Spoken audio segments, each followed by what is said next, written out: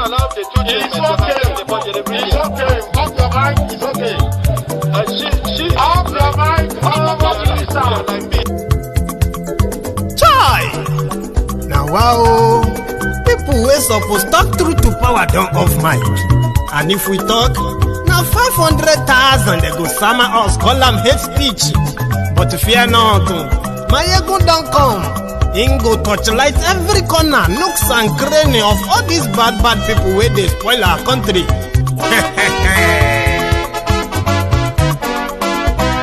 So my people make we laugh, yo. My ego don't come, yo. My people make we shout, yo. My ego don't come, yo.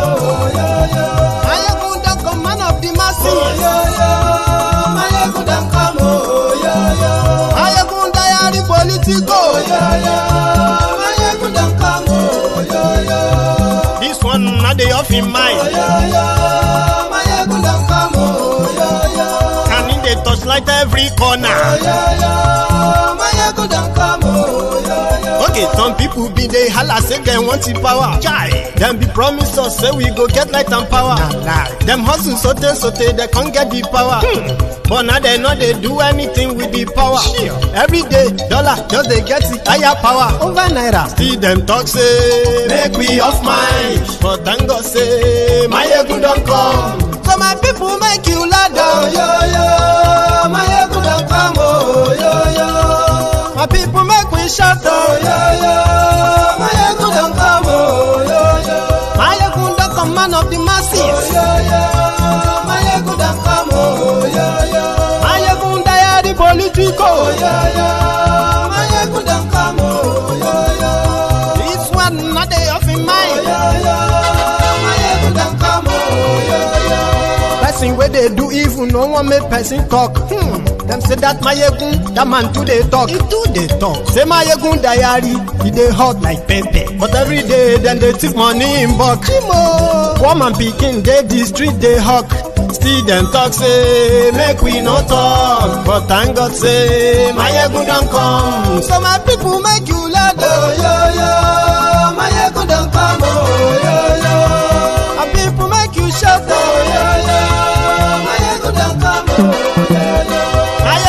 Man of the masses, my ego don't come, my ego diary politico, my ego don't come, this man not the off in mind, my ego don't come, aha. Now you muna don't hear all these bad politicians. Then we call themselves politicians. When they thief our money, we no want make the common man get waiting suppose get for this country. And I never hear something. Now go hear one, my ego, you go show na paper. My ego diary political.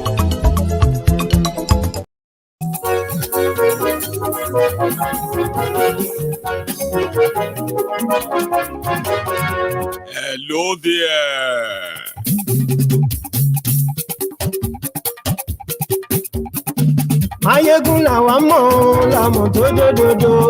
Good morning to you, good afternoon to you, and good evening to you from wherever you are watching from. This is Mayegun Live.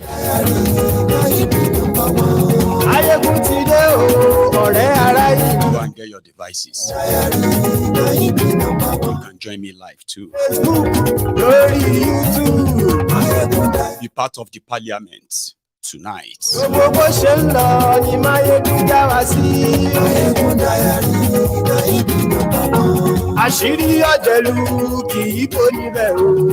less than 12 hours,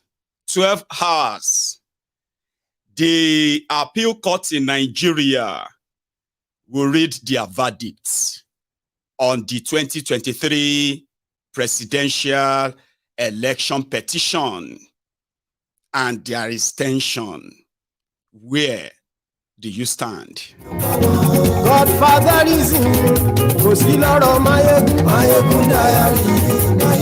Kalu Jaga bandits has left for India. Ladies and gentlemen, even though it seems that he wasn't expected.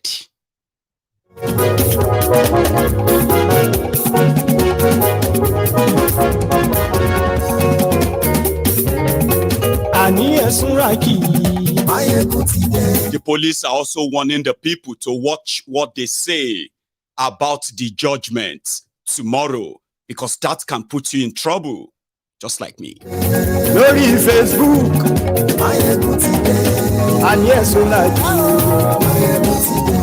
lórí YouTube. To be part of this, right? Read the caption of this broadcast. Read the description as well. And inside that description, you will see a link. That is your own ticket to joining me live. Go get ready.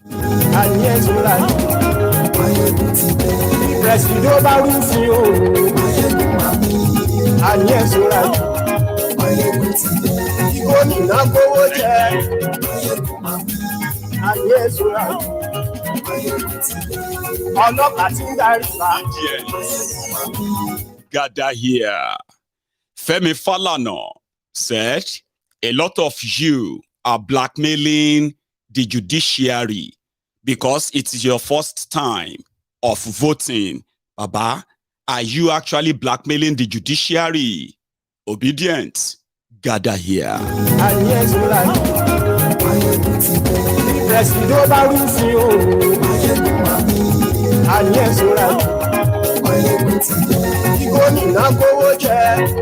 Mary Odili left a sort of a coded message that didn't take long for a lot of you to catch on, and she left the country.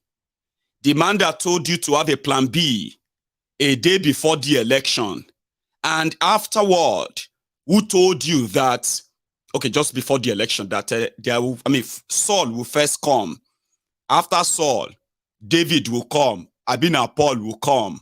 Now, a day before the tribunal judgment, Pastor Tineke, move on, though. It is time to move on.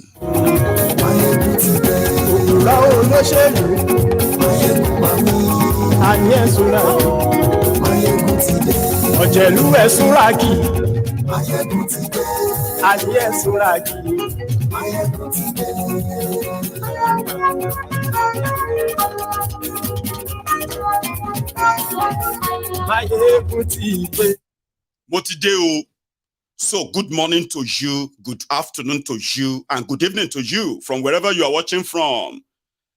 This is Mayegun live, and it's going to be People's Parliament. For those who have participated before, this is your shot again to express your own views.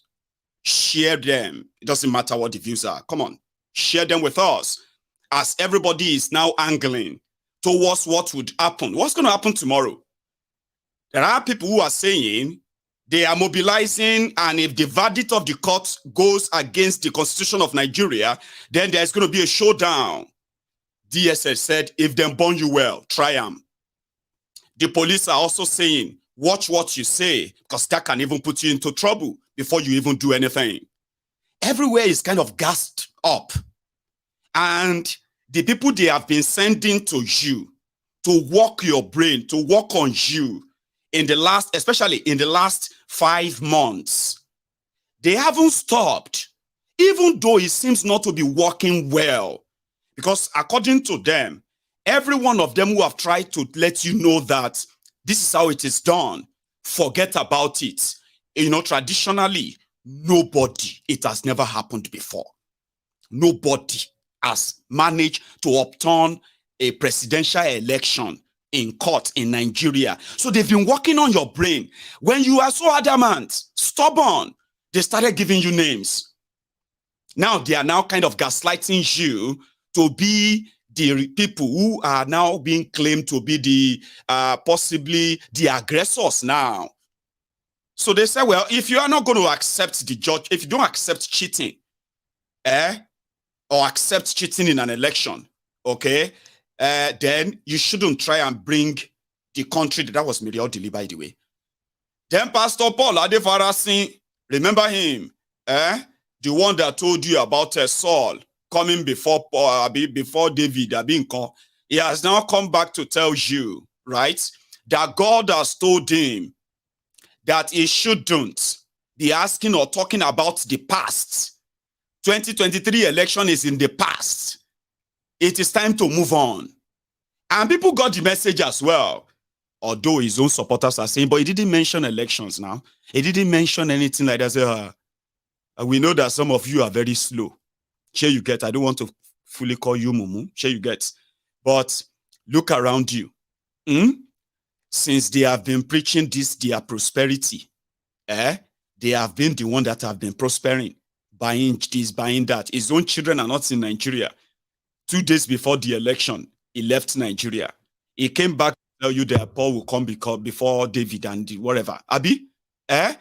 So, but the people they are kind of preaching prosperity to. Look at them. Poverty capital of the world. So we know that some of you are very slow. Sure you get. It's okay. So I won't call you Mumu. But those who got the message, they have been very much like, we thank God that this kind of people are also making it easier for younger generation not to fall into the pits that their own parents fell into. The pit of, God said. You know what I mean? So while you are getting yourselves ready to join the parliament tonight, where you are also going to, kind of a feature on this screen, okay? So get yourselves ready. Get your device ready. But before then, I am going to get you into it first. You get that? Yeah, that's how we do it. I'll get you into it. Then you are going to join me to complete the night. So let's start from the new message from God.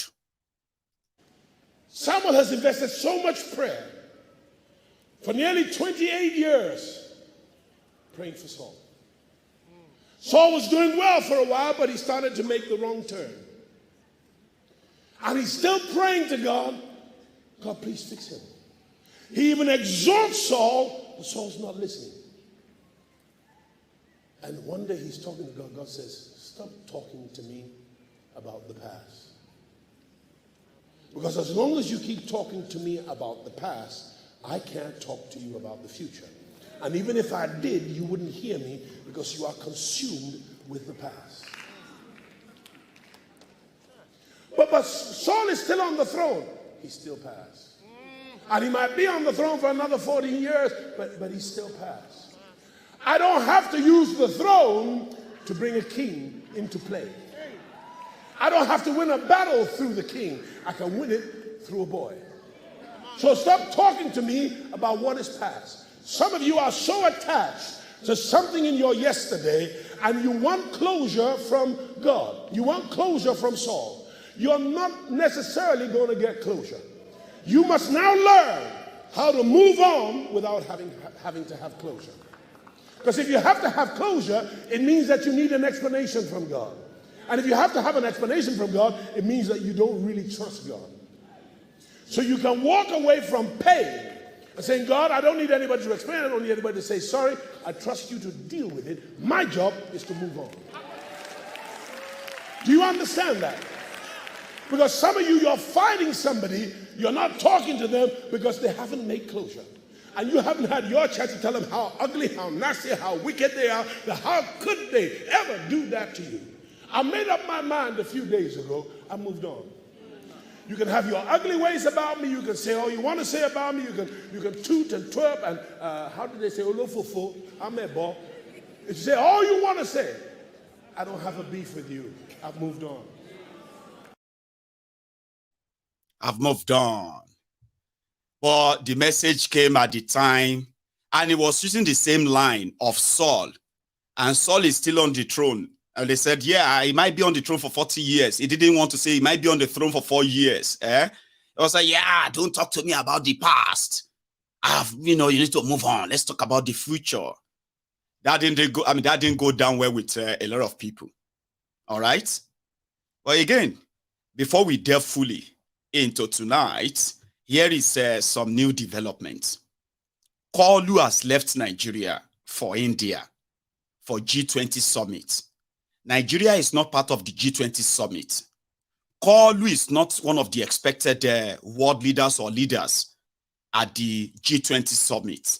Kolu is expecting a judgment in the Court of Appeal, which is the tribunal, tomorrow. Kolu is in India already when the whole program will not start until Saturday. So why would Kolu leave Nigeria at 4 a.m. in the morning and run away? Like some people are already saying, did he run away? Because what is therefore in India will not start until Saturday.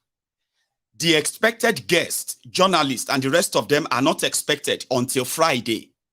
The real thing is on Saturday, and with the released picture of those expected, ladies and gentlemen, Kolu is not expected in India, but they actually have to send him there. Sure you get? And from the newspaper cutouts, why is Nigeria not part of G20 nations? G20 are like, top industrialized nations, 20 industrialized nations. Nigeria is not even one of them. Sure you get? So we don't have any of this anymore. So what is Kolu doing in India? Anyway, I'll show you. It don't land for India, Sha. And sincerely speaking, for those who are kind of being suspicious and saying things because of what's happening and the rest, right? You might be right, too. But here, where is that? I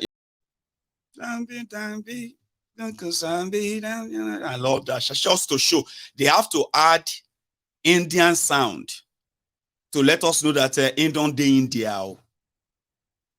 Anyway, it is for a program that won't start until Saturday. But they can easily say, well, it went there early so that he can meet investors, he can meet this and that. They are even saying he's in India with 40 CEOs. You know them now. They go wound all of you with propaganda. Trust me. They say Kolu went with 5 government officials and 40 CEOs to go and bring business from India. Propaganda, Lanje. Should be just yesterday, I was showing you the launching of a Lagos Metro line. You know that Lagos Metro line was supposed to be electricity. Electricity. It's not supposed to run on petrol or diesel or anything. Electricity. But 40 years ago, when Lateef Jakonde, as the governor of Lagos State, muted the idea and started the project called the Lagos Metro line, it was Bokwari that truncated it when the first military coup in Nigeria, or the first coup to overthrow the civilian, the democratically elected government. Sure you get? And they stopped it 40 years ago.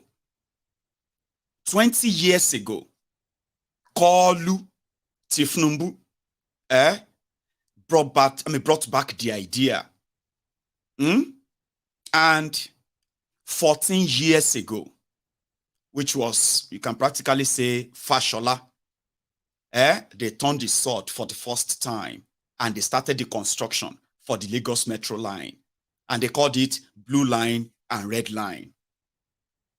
In 2020 or 21 or thereabout, they announced that the Blue Line will start working, and Bokwari came to Lagos to launch it, to commission it.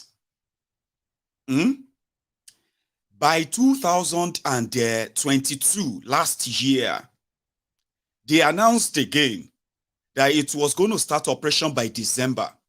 Bokwari was going to launch it. That didn't happen. Then by May, or thereabout this year, 2023, Bokwari went to Lagos to commission the Blue Line, Red Line. But it wasn't working. It wasn't ready. All right? So yesterday, Sanwo-Iku took camera or cameramen, journalists, and even the member of the public on the first ride, on the first metro line in Nigeria, happening in Lagos. Electrified. It should be electricity run. Now, after building track, importing the coaches, electric coaches, in all those cars on your track, they won't be like your regular train. They are electric. Sure, you get. So, you see that track is the power that powers it and rolls it when you call it electrified metro line, okay? So, they did all the construction, took pictures, did all of that. But there is an essential, very, very crucial part of that project that is not ready, not completed. The power. The stations that's going to power the running of the metro line is not ready. And you know what they did? These wasteful criminals. They brought in a locomotive, diesel engine locomotive, to start dragging electric coaches on the electric line, electric track, supposedly electric run tracks. And that is what they celebrated yesterday. When they got caught, I'll tell you what they say after that.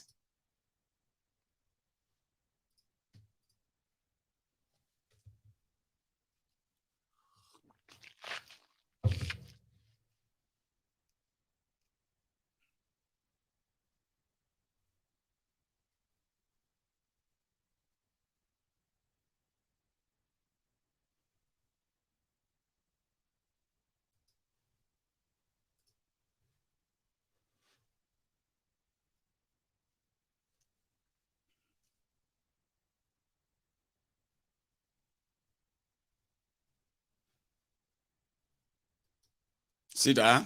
Sorry that the sound is kind of off.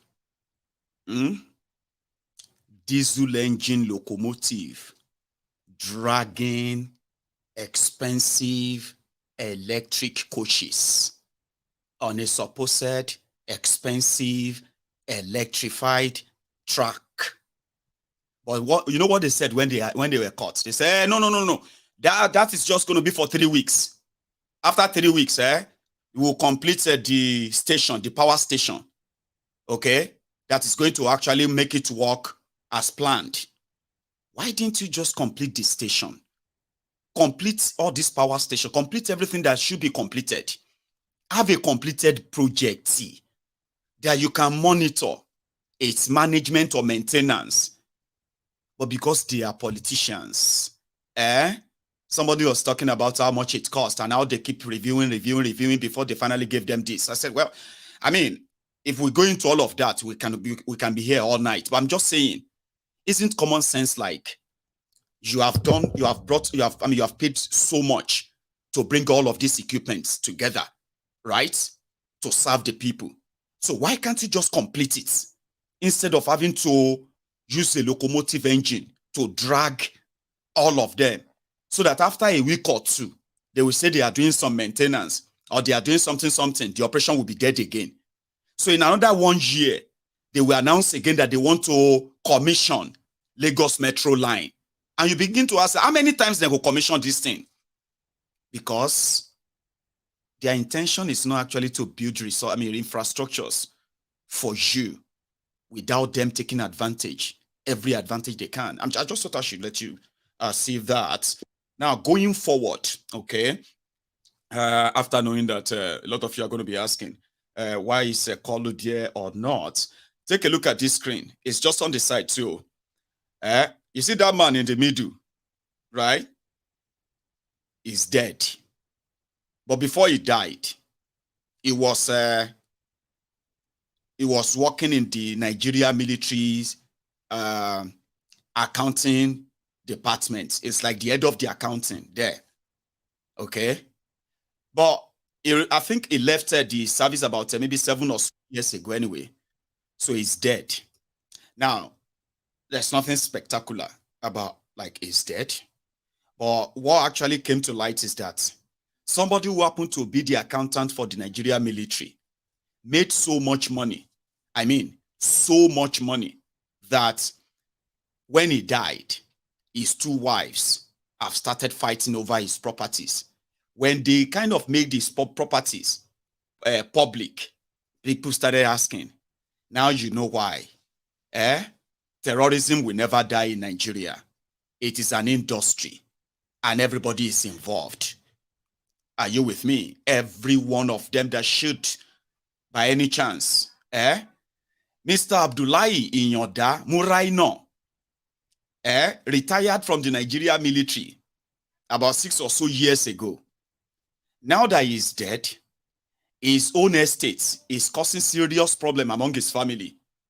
And when you look at what he actually has, you can ask yourself, how much is the salary of a general in Nigerian army? Just like a lot of people will be wondering, how much is the salary of the Chief Justice of Nigeria? How much is the salary of every judge, an average judge in Nigeria? It might surprise you, right? Even though you are hearing billions being given to them, and the judge is also living so large, like so big. A lot of you have seen that way, as if to say, but they are judges now because they are corrupt judges. That is what the entire system is made up of. And I am one of those waiting to be surprised or shocked tomorrow. I don't know if you are waiting for same. I don't expect any surprise. But if there's going to be any shock tomorrow, it is for that same corrupt judiciary in Nigeria to actually do the right thing. Anyway, they said the salary of Chief Justice of Nigeria is actually 750,000 naira every month. You heard me right. That is the official salary. It's like the president of Nigeria. Sure you get? You know what it is to be a president, innit? The salary of the president of Nigeria is put at 1.5 million naira. But somehow they shall work on. It go take home about 5 million naira every month. That's the president. But what happened to the other billions missing? What's the salary of an average judge in Nigeria? 450,000 naira. So they were talking about reviewing it. When everybody knows that a lot of them are living like the politicians themselves. They have estates to their names. They have expensive automobiles to their names. Their children are schooling abroad. And the expenses is being funded by the proceeds of what? Proceeds of corruption. I mean this. And that is why, today, when everybody says all eyes on judiciary, which they said is now becoming a kind of a threat, as some have put it, okay? But before we get to that part and open the line for the parliamentarians, the NLC in Nigeria that threatened, or should I say, threatened a 2-day warning strike. Well, they seems to be very serious about it. At least this is day 1. And I don't know how grounded Nigeria was today. But for those few clips that we have laid our hands on of those of their colleagues that they had to kind of attack, kind of assault for disobeying them when they told them not to open for business or work today. Among them, here. Shut him down. Take it outside and shut it. Take it back there. You don't know it's not part in you. You to take it outside and shut it down. Is he taking anything out of you? He said, go and pass the place. Go and pass the place. Go and pass the place. Go and pass the place. Go and pass the place. Go there and stop it. Go and pass the place. Go and pass the place. We are fighting for us. So if we are fighting for you, why are you here? Why are you here? Why are you here? This man went in this office.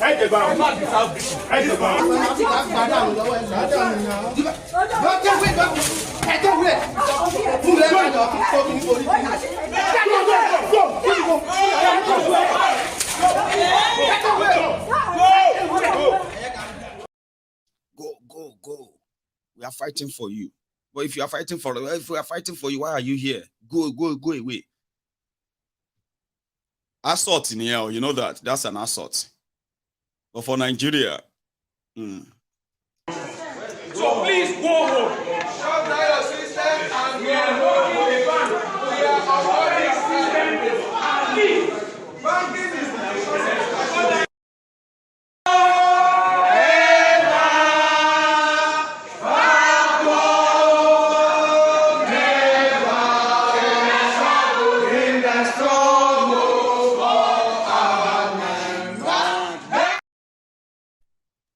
forward ever.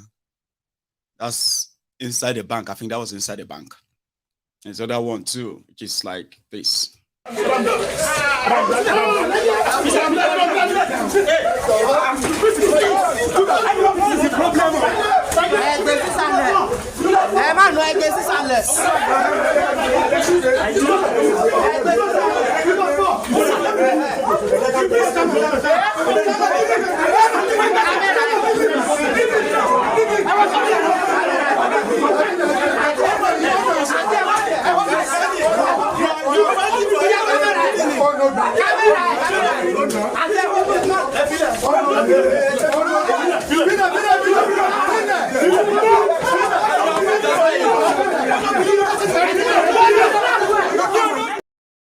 Somebody, Papa, you see that? We are fighting for you. And it is just day one. Tomorrow is day two. Tomorrow is also the day for the tribunal verdict. It's complex. Everybody just like, it's like everywhere just they go mad. Imagine, you driving somewhere around there, Benin, and right before you, this horde of young people shouting, "We will kill you if you find you. We will kill you if you find you." And then as you get closer, you can't see Kabaka. Won't you be wondering like, oh, more, this country, man, this country. Kabaka led in the same Edo state, Kabaka led the youth against courtism to stop killing. Listen to this, oh. To stop killings in Benin, in Edo State, courtists and all that, the people who wanted them to stop killing, they are promising them that we will kill you if we find you.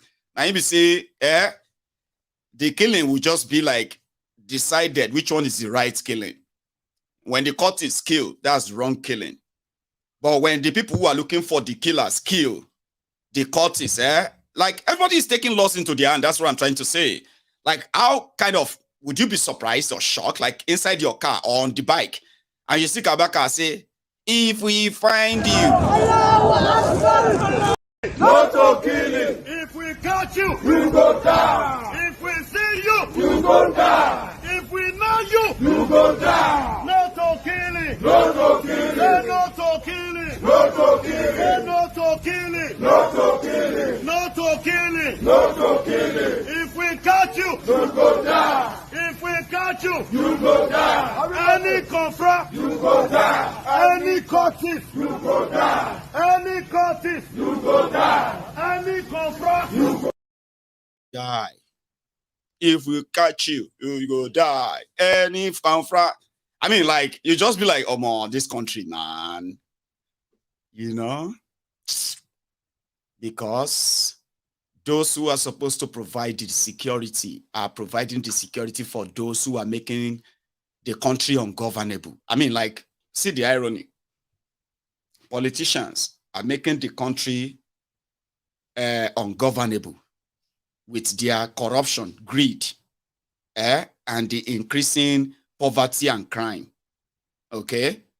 But the police that are supposed to provide security are there providing security for the people. They are providing the security for the people who created the problems. So therefore, everybody is for themselves. You know what I mean? All man for himself. Anywhere where you see security, I bet collect ammo. You know what they say? The situation in Nigeria today, the poverty and the rest of that these guys have actually nurtured to this stage today.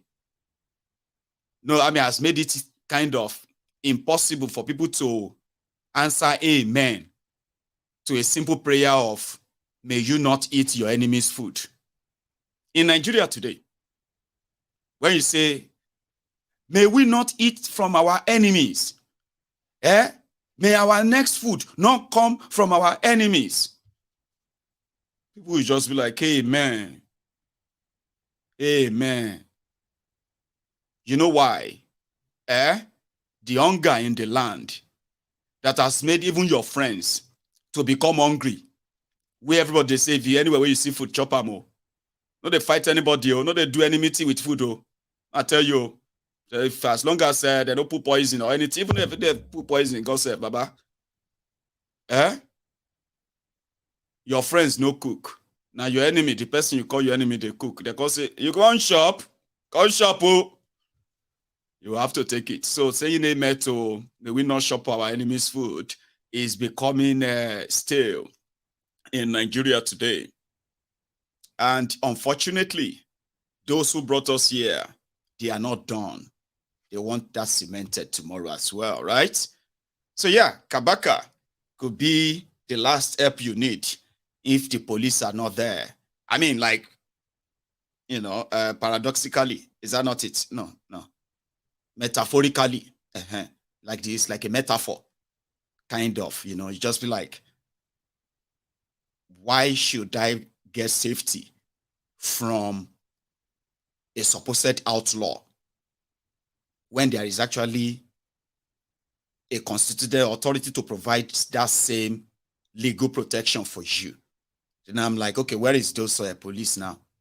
Where are those this or that now? It is what Nigeria has become. That's the point. And that's for Kabaka. Now, going forward, all right, I'll show you inside the courtroom tomorrow. I'll show you where everybody's getting ready. And you should join me too. I'm going to stream it live. I'm going to kind of find a platform to connect with. And I'm going to stream it live on Mayegun's Diary Political. But just a stop by to their courtroom.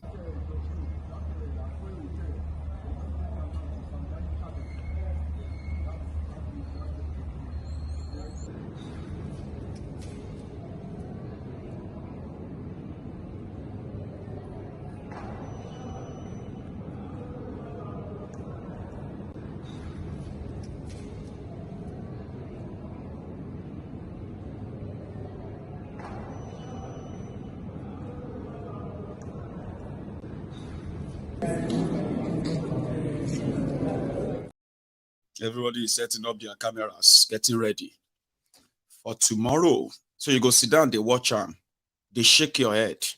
What you gonna do? There's nothing you can do as they want you to be, right? Even though some people are saying, they are saying their own. We are going to bombard the place tomorrow.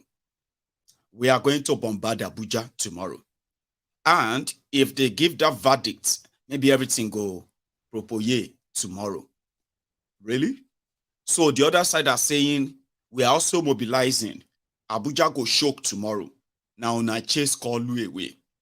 Normally, Kalu would have probably run to Lagos, wait for 2 days before going to India. That would have made sense. Or Alaye just jack back completely, like, okay, tell me about it when everything is settled and done for, so that I can come back. I think so. Others are saying, is there for medical. Don't always kind of tag everything medical. Sometimes, right, there is more to just going for medical this or that, okay? Because sometimes we use that to distract ourselves from some other things that could be taking place. Yeah, you get what I mean, right? So now on a chase Kalu away, I have seen videos of people who have been flying to Abuja. I've seen videos of guys who are driving to Abuja. And I've seen those who are saying they are arriving Abuja tonight. So you might be, as you are watching this Mayegun's Diary Political, you might begin to see videos of policemen or DSS harassing people or arresting people inside Abuja from tonight till tomorrow. Is a big showdown. But is it going to be at all? Right.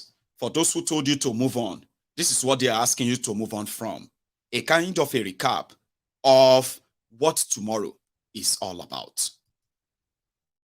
The Presidential Election Petition Tribunal will decide whether it will allow a person with forged certificates and criminal conviction to be the president against the Constitution.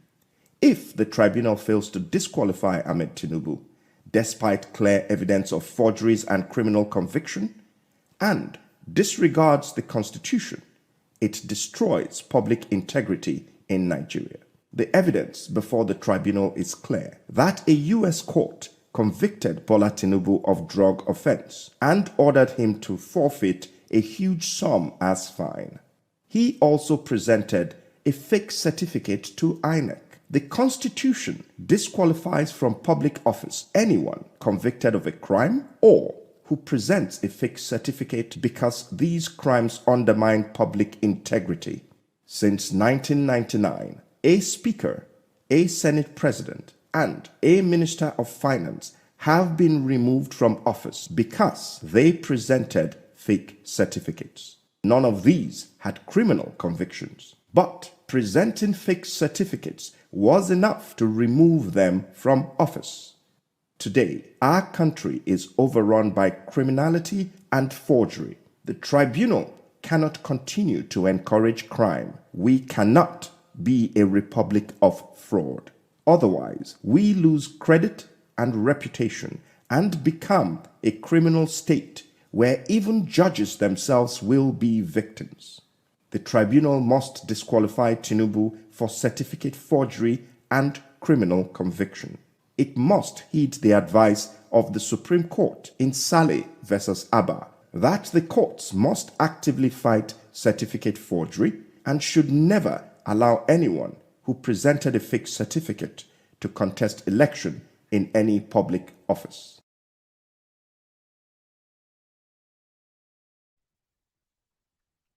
And that is just a fraction of a recap. The process itself, the INEC failure to follow their own law, and after every evidence and proof and all that, yeah? So a lot of people are wondering, what kind of technical problem is the court going to use tomorrow to throw out the case? Others are believing that traditionally, they are expected to do that, okay? Follow the norm, okay? Because to them, nobody has been able to prove election or electoral fraud or election rigging at the federal level before, as if to say we don't know the courts behind all of that. Anyway, there are those who believe that, yes, fraud happened, okay? In Nigeria elections, okay? The best rigger wins. That's how they do it. Until it became a 3-horse race. It usually was 2-horse race. So this is what has brought about a dilemma, even to the courts or the courtists within the judiciary and the rest of the institutions in Nigeria. And to some other people. In fact, this also is helping the democracy of Nigeria. How? According to them. If you look at the contribution of the likes of Peter Obi to this democracy being practiced in Nigeria in the last 24 years, he has been one of those who have helped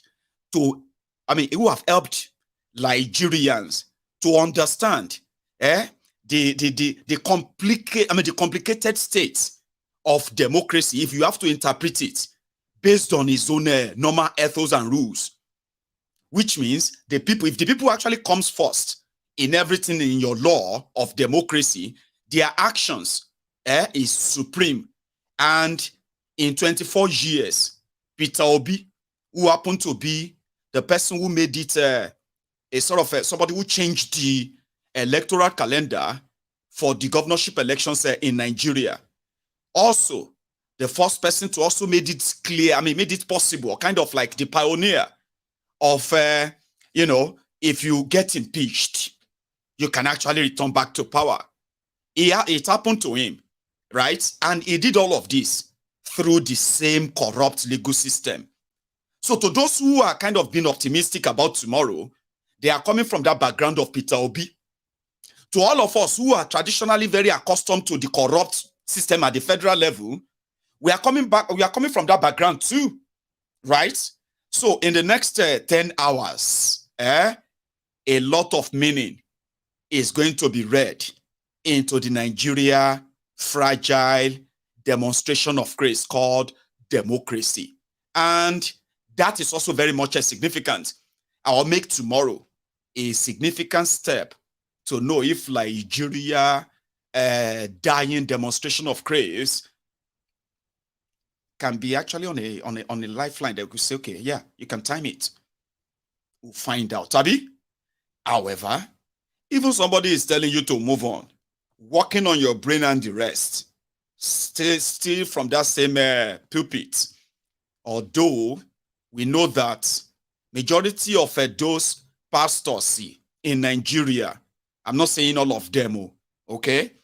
Majority of them who have a sort of benefit that a rotten Nigeria, poor Nigeria, which further makes frustrated people to look for solution at their own different business centers called churches.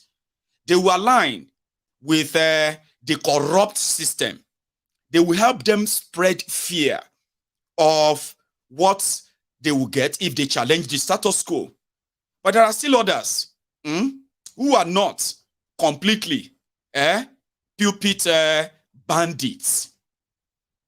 We know them as pastorpreneurs, pulpit or pulpit bandits, and the rest of other names you might want to call them, right? We have seen some, and we have also seen those who have actually stood to speak their truth, right? Even if they are also part of the rotten system themselves or beneficiary of that rotten system, right? But when they sum up courage to speak out, they help those within their congregation who are finding it difficult to understand why things like this are happening around them, why things are being so difficult. When men of God, as you call them, comes clean, that's all they owe us. Not when you hide behind God said, and then begin to walk the brain of the people. Look at this Onoche. He's not my friend, okay? But nevertheless, I always align with his message when he stays in front of his big auditorium at his own business center, and he says it to them. I say, listen, this is it. I go along with that most of the time.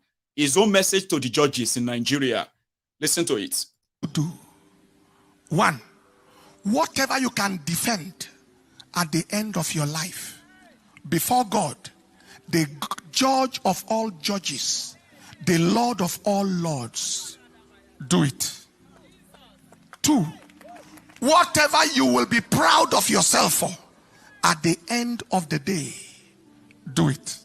Three, whatever your children and family can be proud of you for at the end of the day, do it. Four, whatever you want your nation and your generation to remember you for, do it. Five, whatever will leave you with zero regrets at the end of your life's journey, do it. Six, whatever you will do again in 50 years' time, if you were to live your life over, do it. Seven, whatever you will do if neither fear, finance, nor favor is a consideration, do it.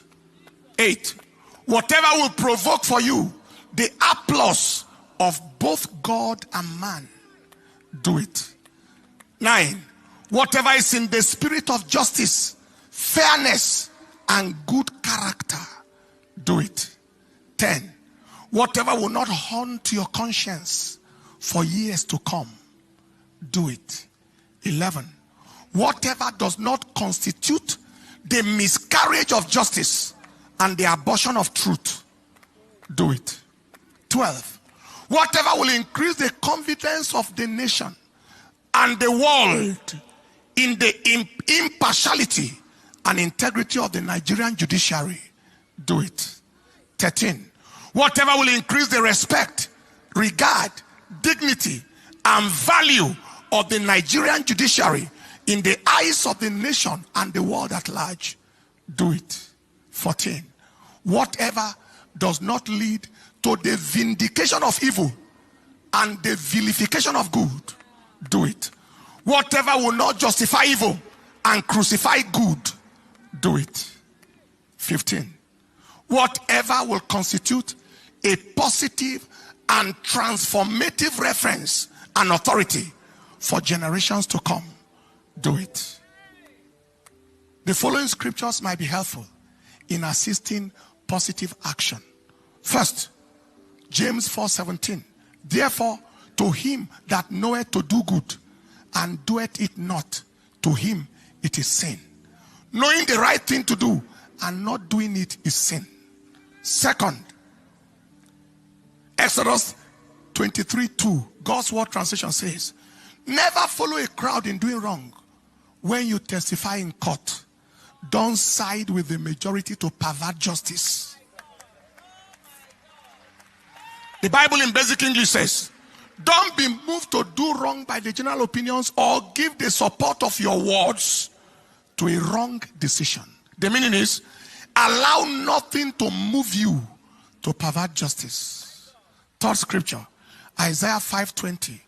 Woe unto them that call evil good and good evil, that put darkness for light and light for darkness, that put bitter for sweet and sweet for bitter. Meaning, it is simply a curse to call white black and black white, to infer directly or indirectly that wrong is right and right is wrong. We are called not to do anything extraordinary. We are called just to do the right thing. Just the right thing. The Lord help us all. Amen. Stand up on your feet. Look at your neighbor, say just the right. Amen. I mean, the message is very clear. It's not inciting anything. It's just like, just do the right thing. If INEC had done the right thing, we would not be here. If Nigeria has done the right thing, we will not be here. Nigeria is so divided because of these criminals who are benefiting from that division, and they are working to keep it that way. And look at Nigeria today, to everyone's disappointment. So if they do the right thing, right, fair enough, okay, nobody feels cheated, just and right, there will be no tension. How could you talk people into moving on, forgetting it? Don't save the country. Keep your injustice, swallow it. It won't be the first time, but there's always going to be a last time. And for the young people who are still pretty much not sure what tomorrow will look like, there are some older generations who are now saying, if you are afraid, we, your parents, we are not. And if you don't know how to go about this, we do. Tomorrow, not tomorrow. I don't know your plan, but listen to this man. My name is Engineer Daniel Balarabe Gambo. I'm the National Coordinator of Concerned Stakeholders Forum. This is a forum that is created to bring around Nigerians that are concerned about the current trend or current situation we are confronted with respect to the governance structure and the governance of the people itself. We are flabbergasted, we are disturbed, we are worried because all is not well and will not be well until the right thing is done. I don't want to talk about what happened during the past election because everybody is aware that everything went wrong, from the uploading of results to the announcement of and declaring of the winner. And then now we are just about to get the verdict of the tribunal. We are very worried because from all that is being said in the social media and the mainstream media, it's like people have already preempted the judges that they are going to either declare Tinubu as the winner, or they will cancel the election that we know who the rightly winner is and go into either a rerun or a total replay of the election. Nigerians, we are tired. Nigerians, we have had enough. If we look at what is happening around Nigeria and you see what are the triggers, they have not endured 1/10 of what we have passed through in the last, not just 8 years, the 16 years of PDP and the 8 years of APC, and what we are just going through within these 4 months that this government has come into power. Enough is enough. We want the truth, and we want to live by the truth, and we want to be governed by the truth. We have had enough. Enough of the lies, enough of the treasury, enough of the stealing, enough of the plundering of our commonwealth. Now it is time for Nigerians to take ownership of their own fate. We cannot continue to stand idle and allow ruffians and allow people who really shouldn't govern us be governing us. Please, Nigerians, we are concerned. A lot of us who are above the age of 60, who have seen what was in the 70s as pupils in primary school, as students in secondary school, know exactly that something is wrong. And we must correct that thing. Otherwise, we are at the threshold of being exterminated as citizens, as people out of the face of the earth. Because hunger is now in the land. People are dying because they don't have food to eat. People are now eating what they have, not balanced meal. They just have to just eat something to stay alive for the day. Some don't even have those things that they want to eat to just stay alive for the day. There are people who are now going through the process of kwashoko, just having stomach because they are emaciated, only heads. You see them walking our streets, begging. At this country where we have a lot of blessings, natural and human resources, please, it is time for the people to take hold of their destiny now. No more saying we are going to wait. Let's look at what happened in South Africa. For them to take over South Africa, they had to come out and fight for their rights. Let's look at what happened in Rwanda. For them to be where they are today, they came out to fight. Let's look at Egypt. Let's look at Tunisia. Let's look at Algeria. Please, Nigerians, I'm calling upon us. We cannot sit idle. We cannot sit on the fence and expect the truth to prevail. We have to come out and fight for our rights to be able to get justice. Thank you. Let be poor. Breathe. Don't suffocate them. We have that responsibility. Ó ti dójú ẹ̀ sẹ́yìn. Ó ti dójú ẹ̀ sẹ́yìn. So to you young people who listen to that, or you saw that man, the Balarabe man, and you think it's funny, it's a joke, and the rest of that. And to those of you who listen to him and you kind of could feel what he was trying to pass along, the message, yeah? I hope you get it. The point here is this. There are people, indeed, who are kind of really tired. And with the way things are going, tomorrow is pregnant. I have my prediction. I told you that before. I have my own prediction. My prediction is that as they plan it, what do you call it? Everybody who have already preempted what they are going to say, like, you know, they're just going to be like, we knew it. Then they will use the Supreme Court to calm you down for another few months. Sure you get. And see how many of you will be like a worn out again that will not be this determined. But like I said, I am very much open to all surprises tomorrow. Sure you get. NSC strike is still on. People are mobilizing towards the tribunal and their reactions tomorrow. And Tinubu and his guys and some other judges and the rest of, they have moved their families out of Nigeria. Others have also moved their families out. Who could move them out?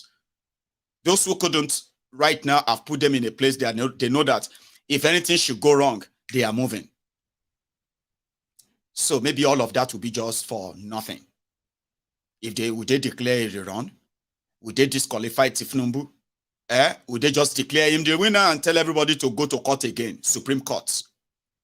This is where we are now going into. If you want to be part of this conversation tonight, all you have to do, if you are watching me from YouTube, you need to leave that YouTube now if you want to join. Because if you are using that device, for example, if you are watching me on your TV at home, that's safer. just grab your device, your laptop, your tablet or your iPad, your phone. And I advise you, any device you want to use, I advise that you keep them in this position. What is it they call them? Horizontal. Don't, if you are using your phone to join me, don't join with your phone like this, like the normal phone. Sure you get. If you really want to have the best picture yourself, if you are using a phone, if you are using a laptop, that's fine. If you are using your tablet, just position it this way as well, just like this. And you can use the link in the comment, okay, or in the description. So if you position your phone like this, it simply means we can capture everything around you. Horizontal, yeah, be vertical, whatever. Anyway, like this. So when and then make sure that you have your lights on. We don't want you to join us on your bed right now where the light is off and your shirt is off, or you are wearing a singlet. I will see you before I admit you, okay? So I won't admit you at all right? So then, yeah, your own expectation. I'm going to go make myself another extra tea. Use the link, join us, and let's have fun for tomorrow. Abi, don't go anywhere. I will be back.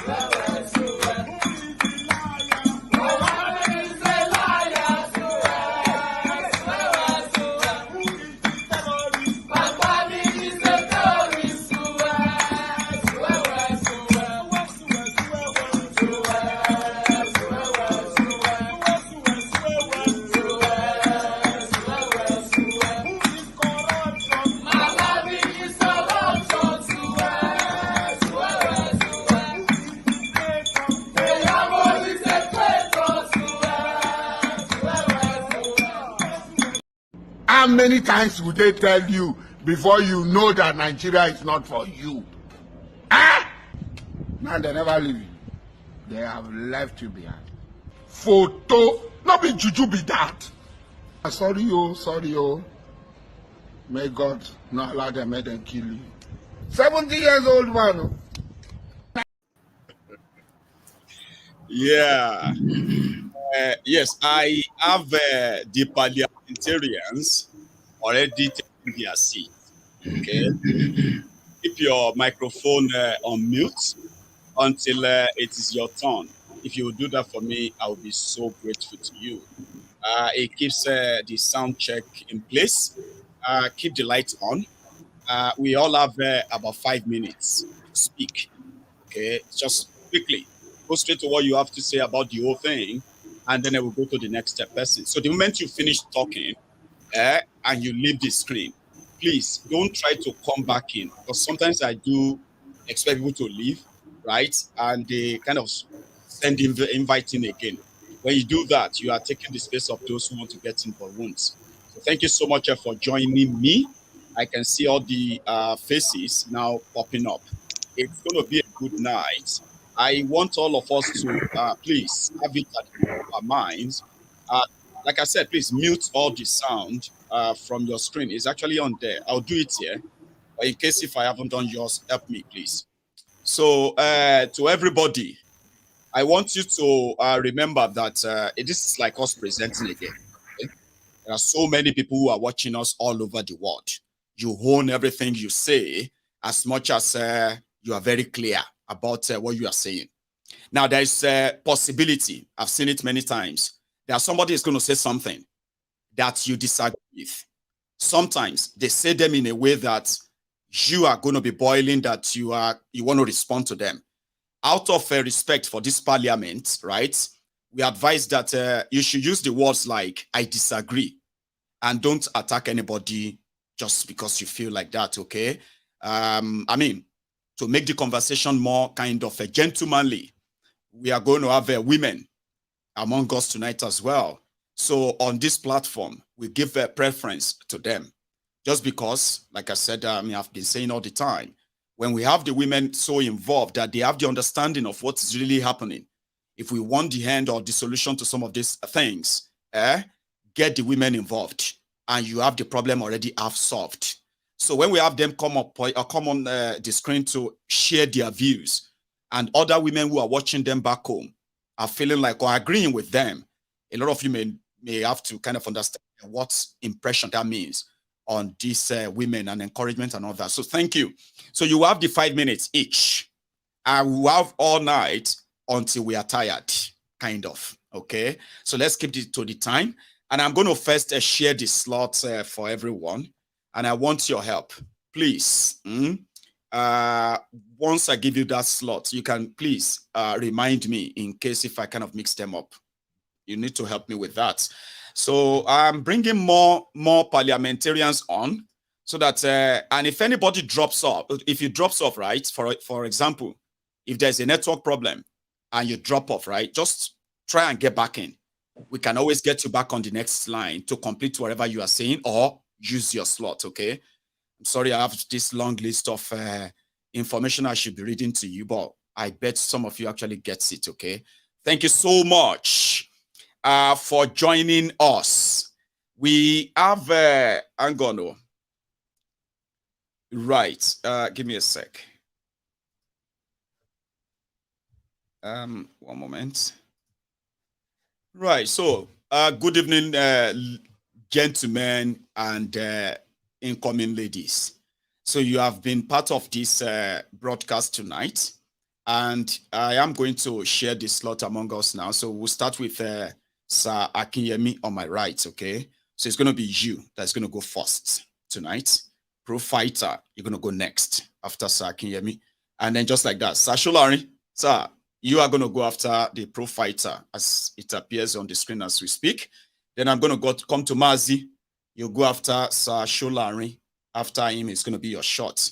And same for Henry. Yours will be after Mazi, sir. So that, please remind me, by the way, in case if anybody drops out, then you can remind me too. Holat, you will go after Sir Henry. And I'm going to come to Jude, my brother, before I go to the Air Force One. And from Kensington, sir, you are going to be the one to take the baton and give it to the next batch of parliamentarians that are going to come up, okay? So let's make this interesting, all right? Speak your mind and be very clear because your time is very short, 5 minutes, okay? It goes, and if you finish before that time as well, right, you can yield the mic to somebody else. So it's about tomorrow. And I'm starting with Sir Akinyemi Agbede. You can unmute now, sir. Yeah, okay. Yeah. So, can you hear me now? Loud and clear, sir. God bless you. God bless you. Yeah. My name is Dr. Akinyemi Agbede, and I'm very glad that I'm here with you, Mayegun, and the rest of the world. Now, this mafia, who are they? That's the first question we should ask ourselves. Who are they? This mafia. So, this mafia, I can say authoritatively that I know them, this mafia. And I can authoritatively, later on, I can send the document to you personally, for your, so the names here, these are the names of these mafias, of this mafia, just to, yeah. So once your name is not there, So that means we are not a mafia, but so they are just a minute few people of Nigerians that are ruling them in Nigeria. So they are very powerful, and they call themselves untouchable group. Untouchable group. They're very powerful. So they don't mind about whether the remaining populace of Nigeria, whether they are eating, no. They are just very, very selfish. So they thought they are very powerful. So they call themselves mafia, inner circle, untouchable group. Now, before I go on again, they have message for Mayegun and the rest of the world. They said, this bunch of fools, what can they do? Nothing. Absolutely nothing. Zero. Please go ahead and release. So they are talking to the justice now. Go ahead and release your judgment. Every area already covered. You can even cajole them by televising live your judgments. You can even cajole them, that is cajoling the many populace of Nigeria. The only thing the fools, that is majority of the Nigeria, can do is to yell, just like what Mayegun always do every day. Nothing else they can do. Nothing, absolutely nothing, zero. Imagine, is it not in their faces that even my beloved son, Sheyi Tinubu, bought a house with 10.8 million pounds cash in London, that which Bloomberg consultants blow the whistle. What is the outcome of their yelling? Zero. Absolute zero. Absolute zero. So please leave the bunch of fools alone with their yelling and yelling. Nothing will come out of it. They are just used to yelling. They are used to yelling. Yeah.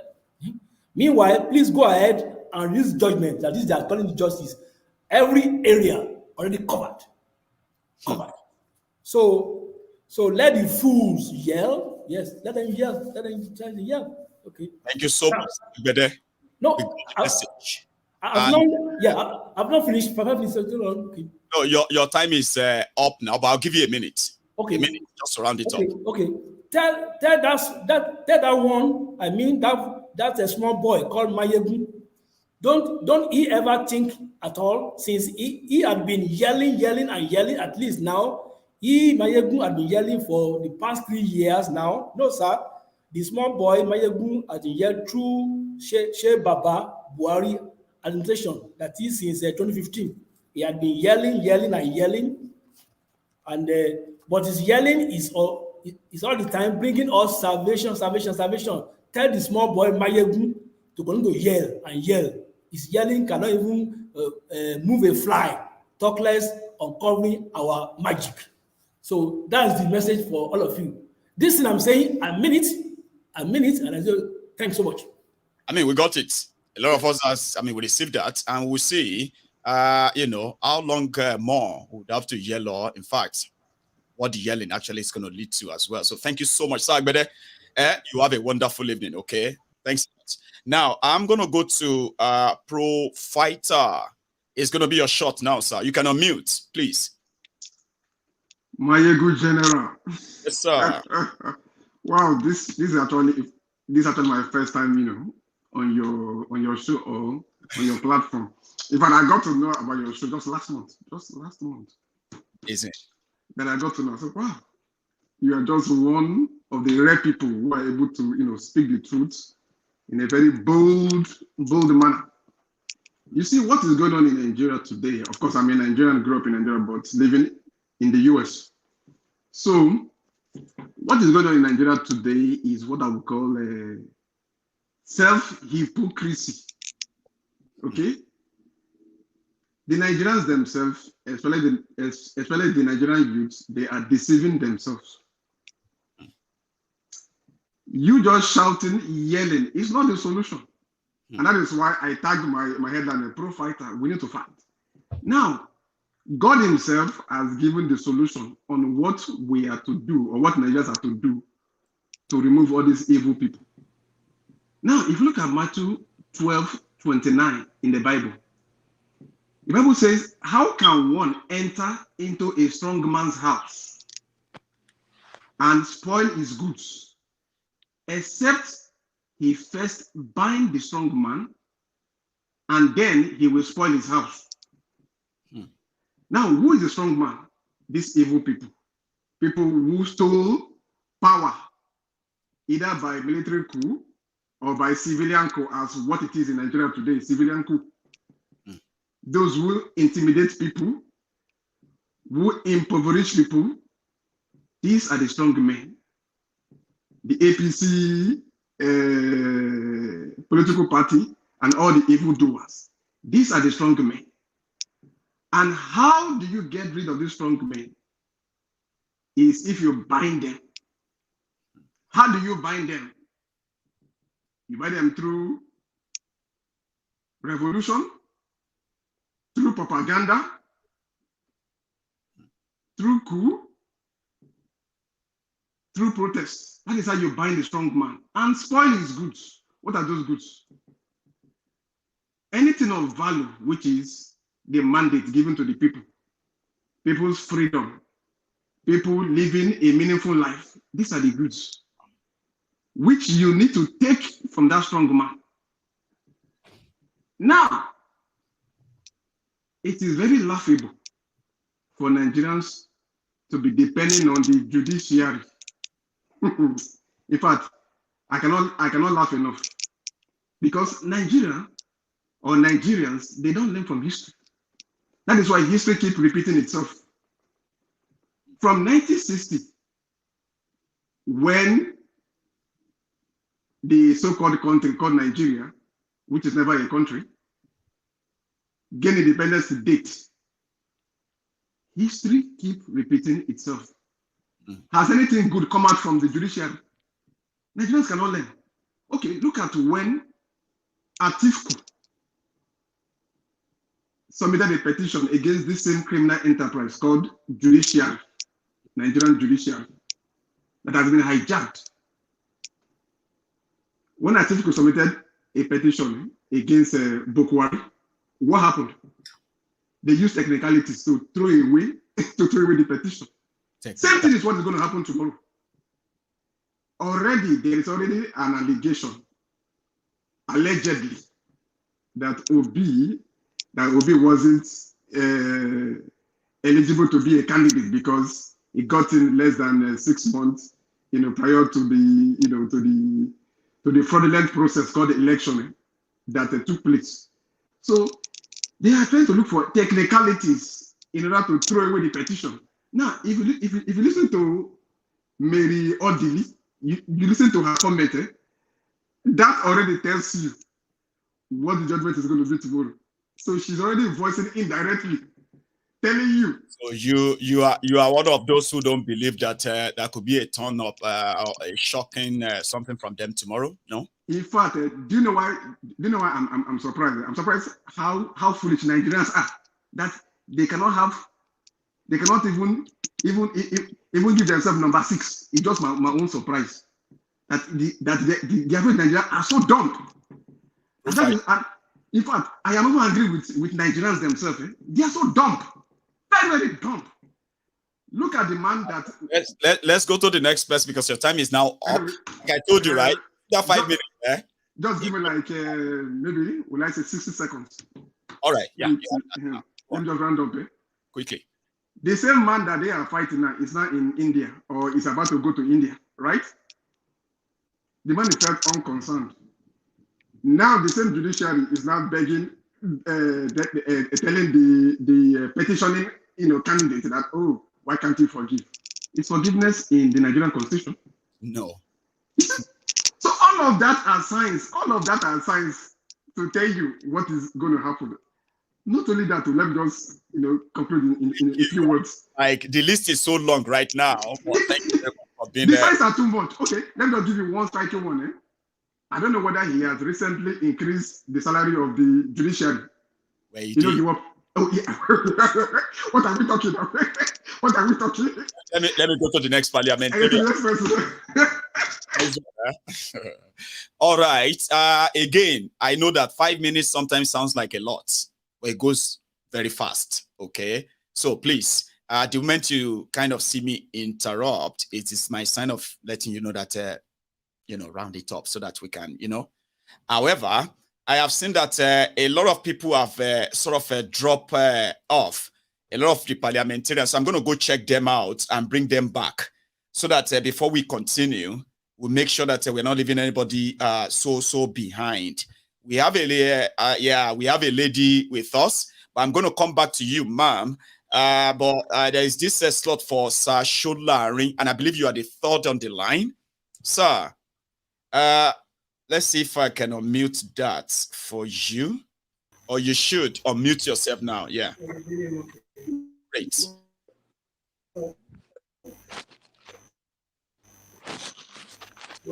Sholari? Elder. Yes. Exactly. Great. I think we can hear you now. Sir, please.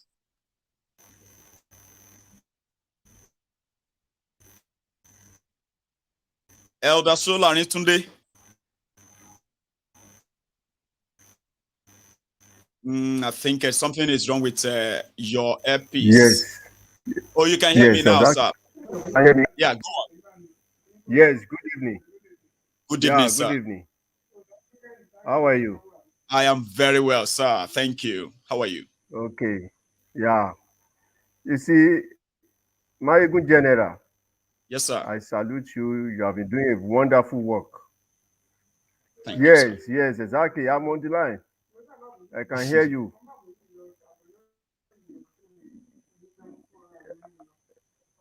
I can hear you. Yes, I can hear you. So, what I want to say is very simple. Okay, yeah, it's my pleasure. You see, my expectation is this. Nigeria is an unpredictable country. We are very, very unpredictable. I will not be surprised tomorrow if the table turns to the other side. So don't let us be surprised. I don't expect much from the judges because most of our judges they lack integrity. It's as simple as that. They lack integrity. But one thing I know is that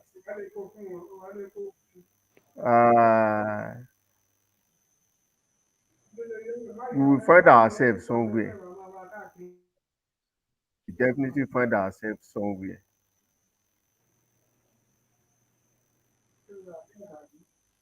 I am so sorry that the connection I will is not delayed. be surprised.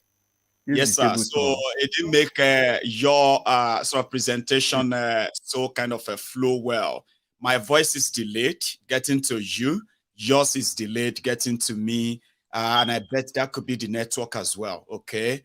But, sir, we got a message clear. When the voice came, got it clearly, sir. But I'm not going to be surprised at all. I'm not going to find out. But we are definitely going somewhere. Yes.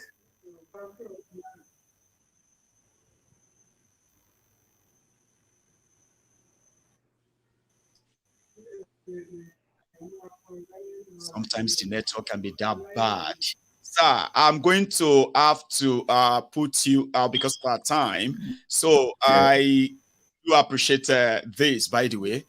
Sorry, guys, the network is really, really, really bad. And the voice is so delayed. I did my best to kind of, make it as audible as possible. But that's how far we could go.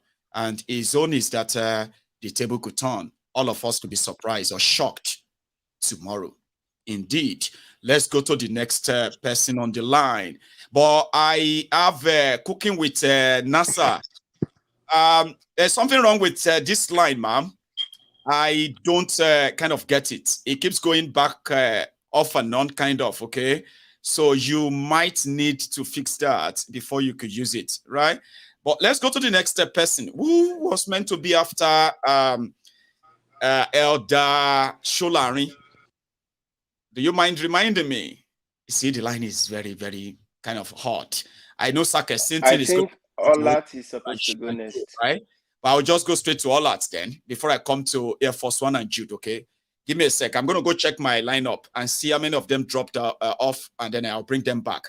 But Olat, let it be your own shot, sir, please. Yeah, good evening, Nigerians. Can you all hear me loud and clear? Can you all hear me? Yes, sir. We can. Yeah. Thank you, Mayegun. We love your platform, and it has been very informative for the past 1 year. I've been following your platform. Thank you. Tomorrow judgment is going to be a landslide. Either it's to set Nigeria back or it will move Nigeria forward.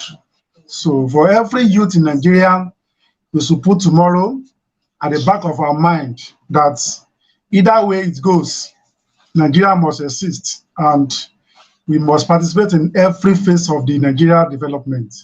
So my own observation for tomorrow is that 2 things is going to happen.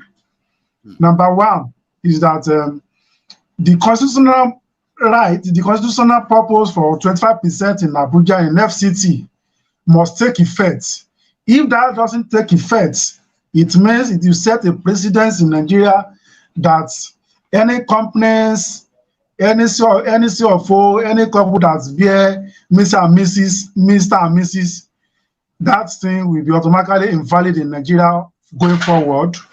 And also, a lot of things will change. We just hope that the judiciary will do their best and deliver the most cleanest, the most crystal clear judgment tomorrow. Thank you. Thank you so much, sir Olat. Your message is also so clear and direct. I love that. You are very optimistic and expecting the judiciary to live up to their kind of standard. Anyway, we are keeping all the track anyway. So let's go to the next parliamentarian. I know I have admitted new parliamentarians as well, cleared them. I know some have already dropped off as well, and they will be making effort to get back on with us. But for now, let me go straight to Air Force One. Jude, I'm coming to you, by the way, all right? So, but let's go to Air Force One. You also have your own 5 minutes, sir. Hello, everyone. Hello, sir.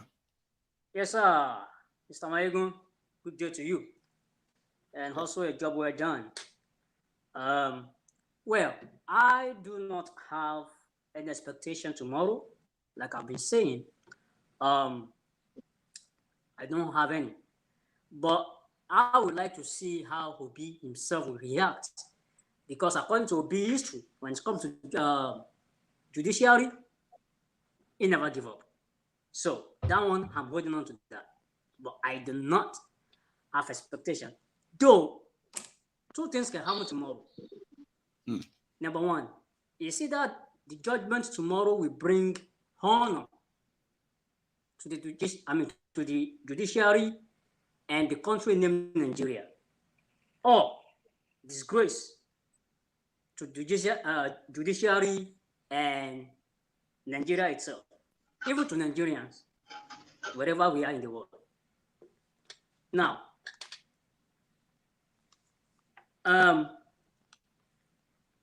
that's all I have to say concerning tomorrow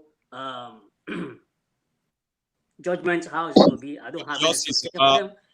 All right. Do you want to add another thing apart from the tomorrow's judgment, like position? Apart from that, do you have any other thing you want to add, sir? Yeah, I want to say something about. You still have like about 2.5 minutes to go. Yeah, I want to say something real quick about yesterday's show. The last 2 callers that called during yesterday's show yesterday.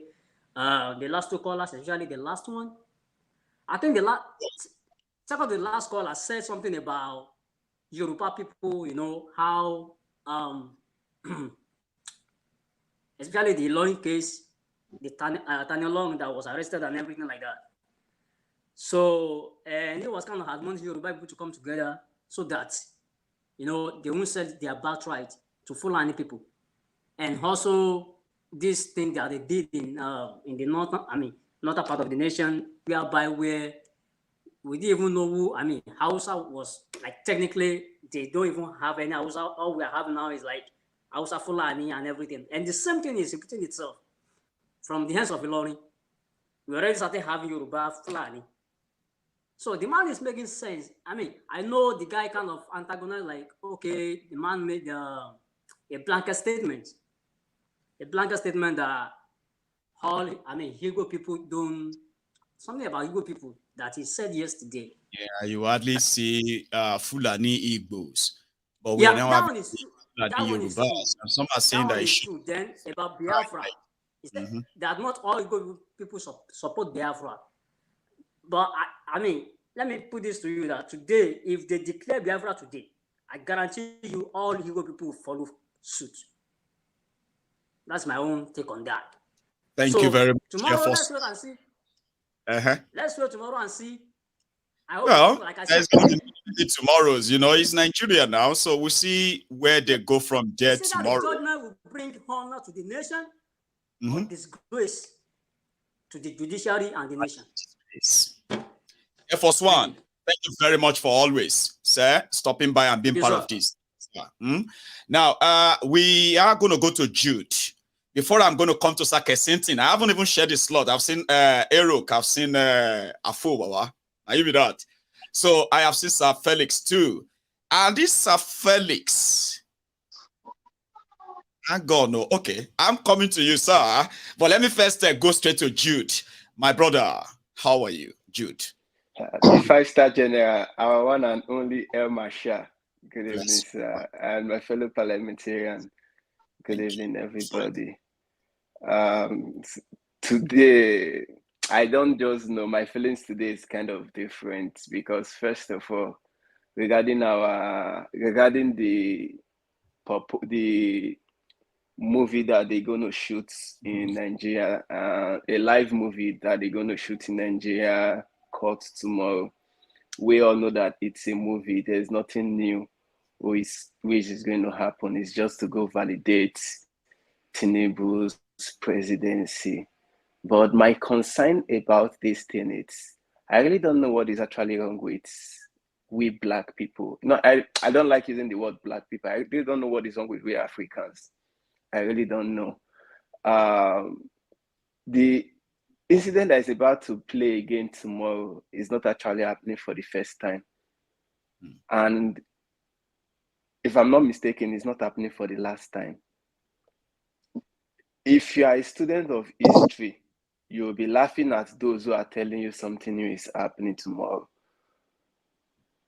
We that are students of history, we know that yes, nothing new is happening tomorrow. They started this game last year, and after the election, they didn't just step back. They keep on working on the game, and they've perfected their plan. And what they use in perfecting their plan is using the religion. I knew that immediately I heard Kumuyi blabbed about some couple of weeks ago. I just laughed. I was like, finally, they've hit the nail on the head. And just last week, Adeboye validated Kumuyi's speech by telling us Naira will rise again.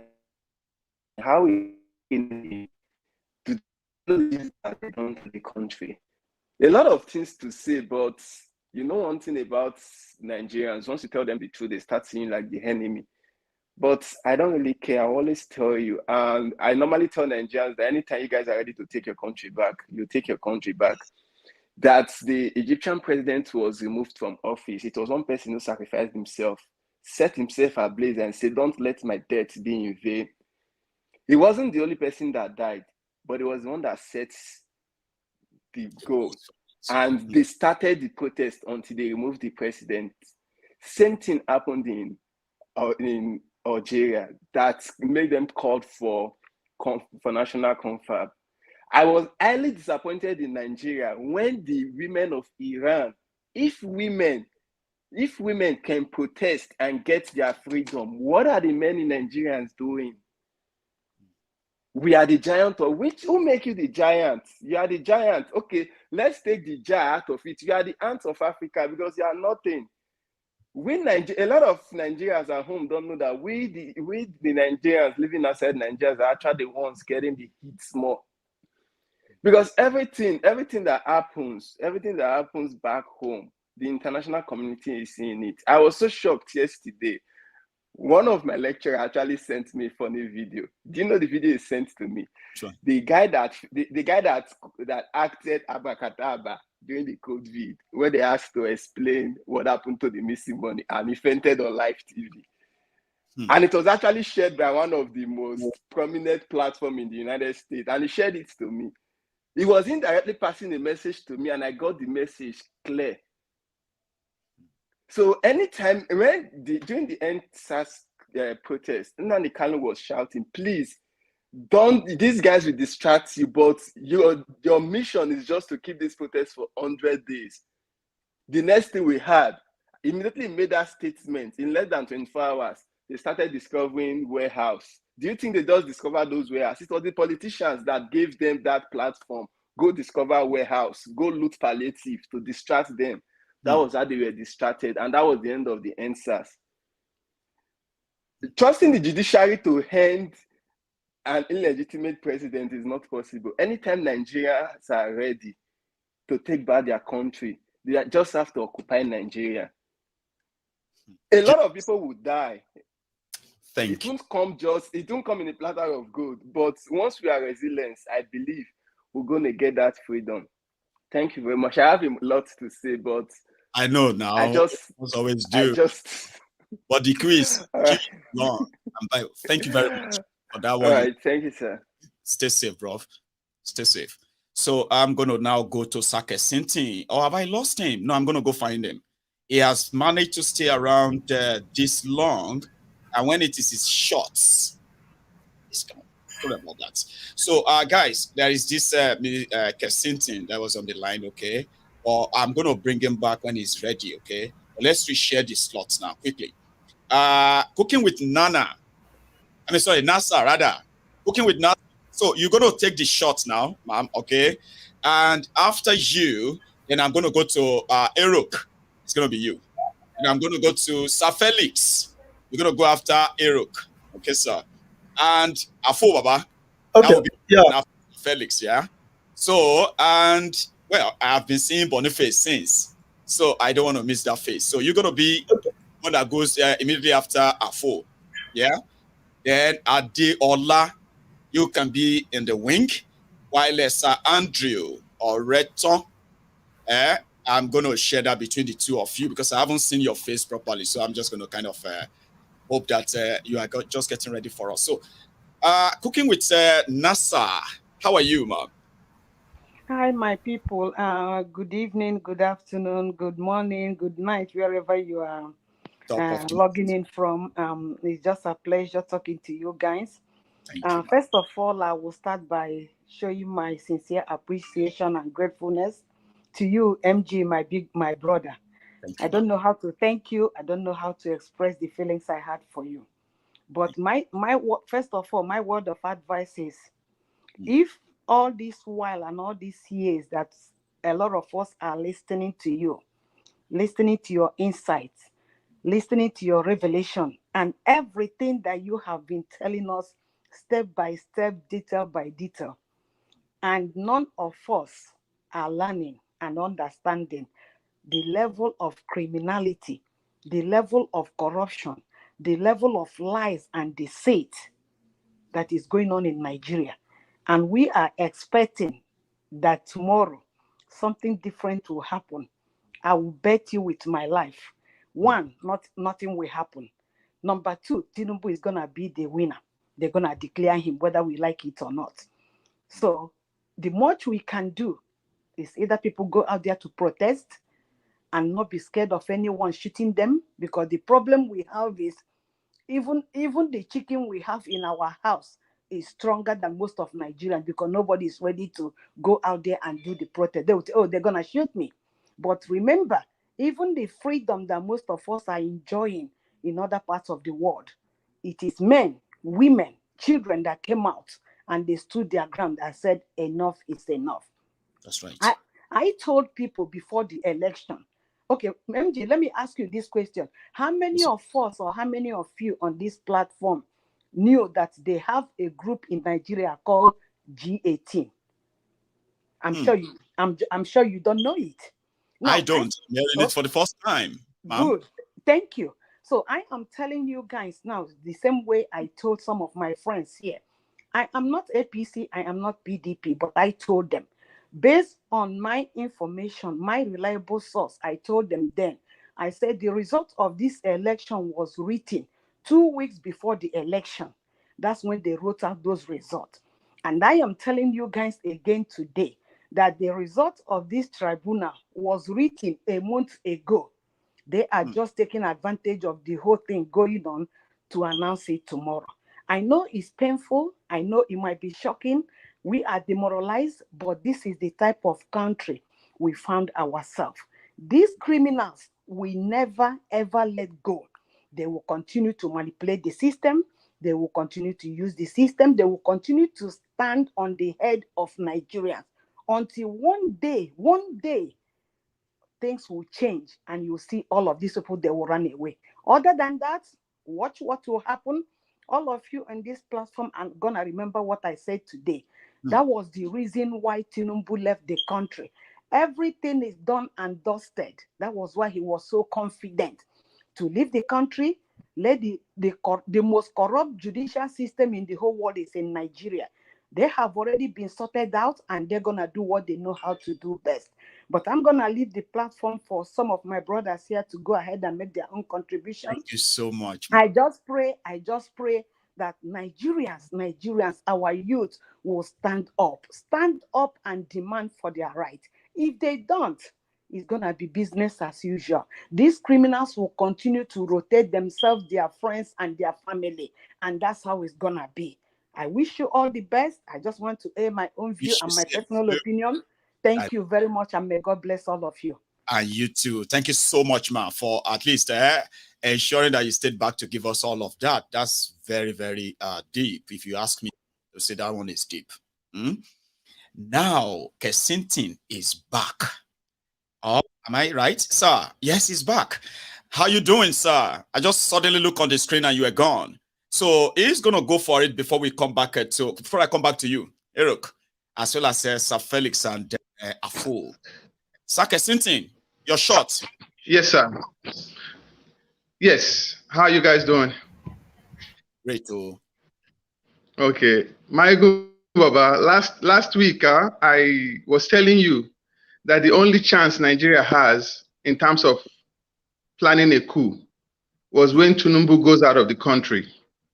If you remember, I had that conversation last week. That's the only window they have to do anything that has to do with getting him out of that office in terms of coup plotting and anything of that nature. So the opportunity they have is this short window. The announcement will come. I used to kind of think that the judiciary would do the right thing, but with what has happened the past few weeks, I'm 100% certain they would 100% make the wrong decision. You get my point?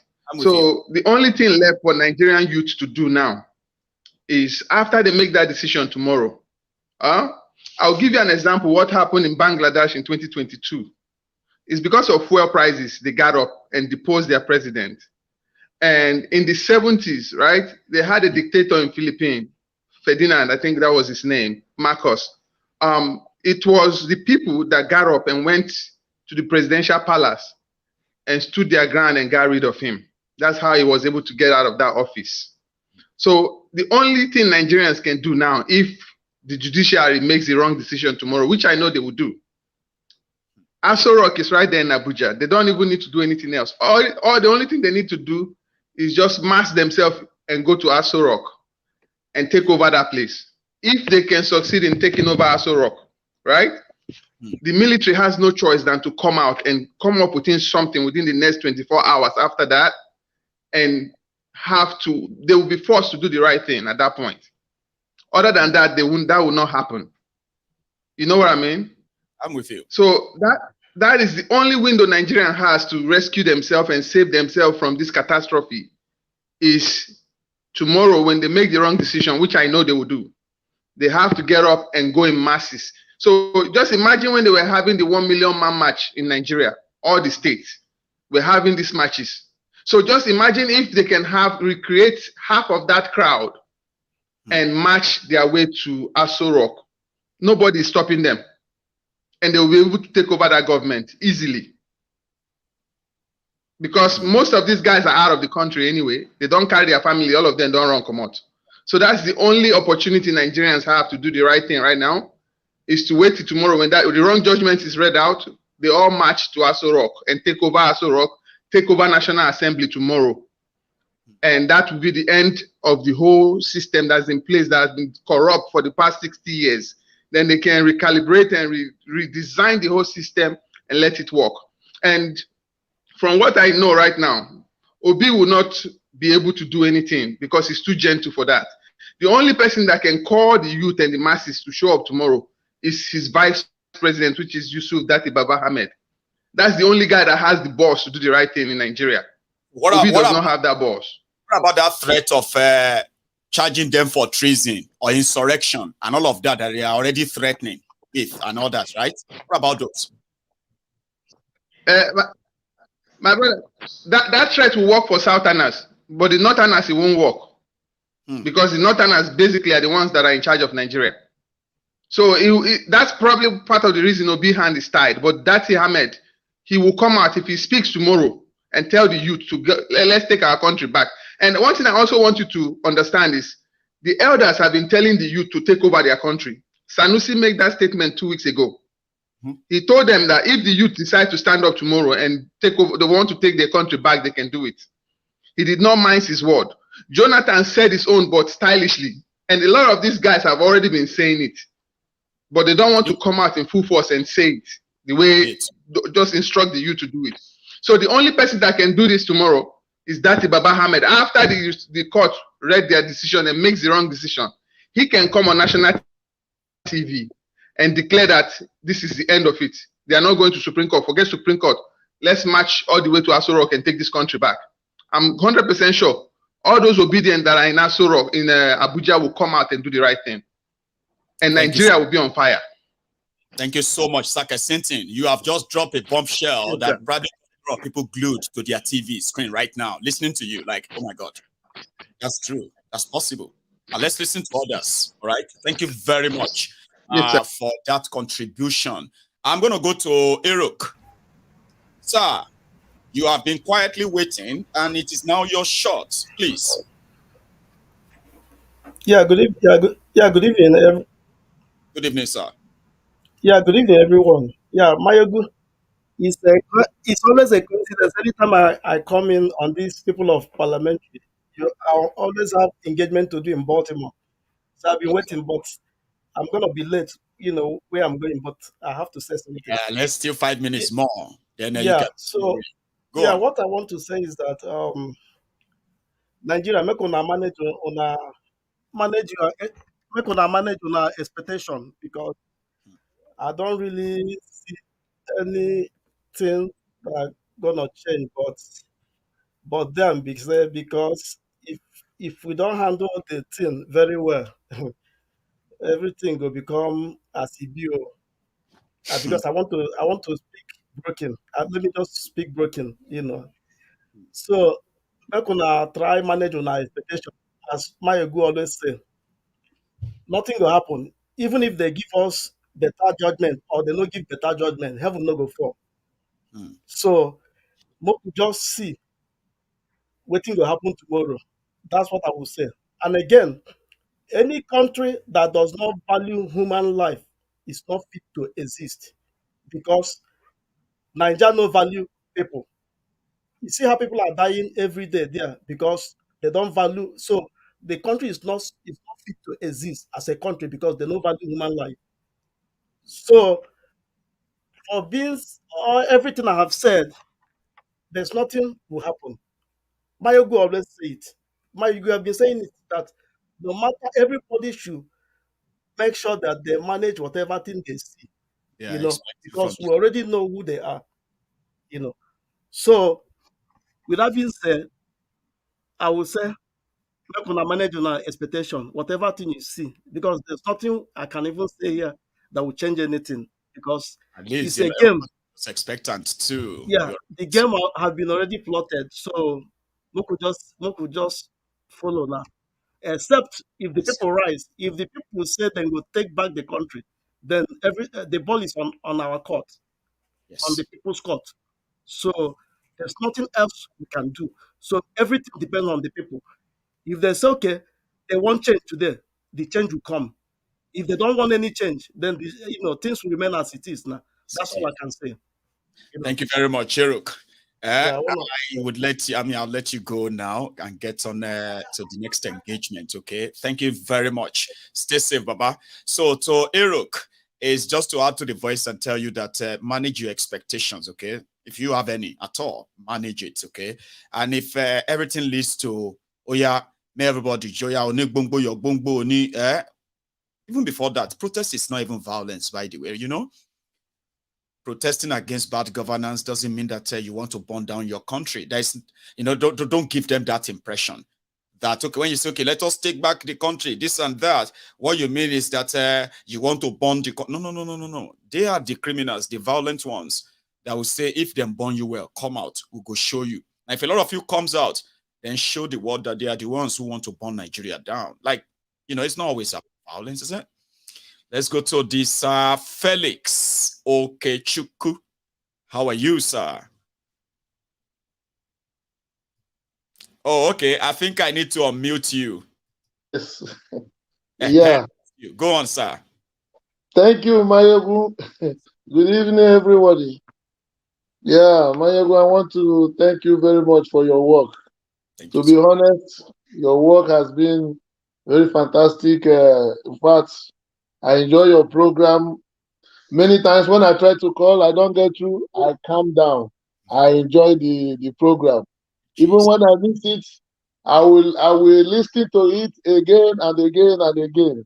In fact, I say, keep on what you are doing. More grace to your elbows. Sir, he mentioned that. Then, about tomorrow case, I want to say it very clear that we know that Nigeria is a country where the things that doesn't happen happens and nothing will happen. So I'm among those who are saying that they will be what they are. One preacher was saying, look, it's difficult for him to predict himself, but he can predict the devil. Why? Because the devil is always evil. So the same thing. So the same thing, Nigerian politicians, we should know them, what they are, and they are always what they are. So even, for example, maybe it's 1%, something happened, and they now say that they are going to rerun, or they can't even cast away Tinubu. They can't say they can't. So I'm among those that say I'm not expecting any miracle, but I want to tell Nigerians that they should take their country. If not, the thing will continue forever and ever. That's right. That's what I really want to say. Thank you so much, Sir Felix. Okay, Chuku, and continue to enjoy us, all right? Because you are one of those who actually makes it more, encouraging for me to come back here when I have people like yourself who sit back and say, well, I'm going to watch him now, and I don't want to miss him, right? Thank you. All right? Stay safe, sir. So now let's go to my main man, Afo Baba. My Baba. Where you are, but you're looking good, by the way. How is it? Yeah, thank you, my brother. Can you hear me? Loud and clear. Solid. Well done, bro. Good to be here again. I mean, for me, this is my own church, Always. Yeah. Now you short, Baba. So, right from 1999, when we started this series of democracy in Nigeria, we have witnessed several court disobedience by presidents. Severally, OBJ disobeyed court order. Buhari took it to another level. Nnamdi Kanu is in jail today against the court order. In Imo State, we all know about the story. They brought the current governor from number 4 to become number 1. Ahmad Lawan is in Senate today, despite not contesting as a result of the push from the courts. So I don't know why we Nigerians are open and waiting for magic from the judiciary as regarding the presidential tribunal. Maybe fortunately or unfortunately, the retired female judge, Odili, has already given a kind of snippet into what we should expect tomorrow. So I wouldn't. I would be disappointed if the judgment goes the other way. Actually, if it doesn't favor Tinubu, I will be disappointed. You people disappointed me, oh. Honestly, that So it has been like that in Nigeria, and like they said, freedom is never given; it is taken. Judiciary, military, police, they are all complicit and helping the politician. At least we saw it wasn't recently that we saw the former IG of police, saw the poster that he's trying to contest for an election again and all that. So, it is all these guys, they have this tight and devilish handshake, and they are decided to continue to keep the people in bondage, bind them to the Philistine.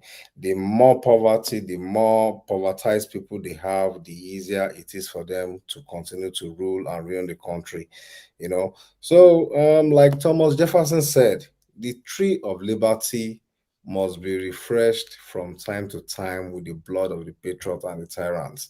So, until we arrived at that point, that unpalatable junction, that NSAS junction that shook the country, you probably will still need to go back to that same point, to restart the conversation, because that is the only outcome. Revolution now is the only solution to the problem we have in Nigeria.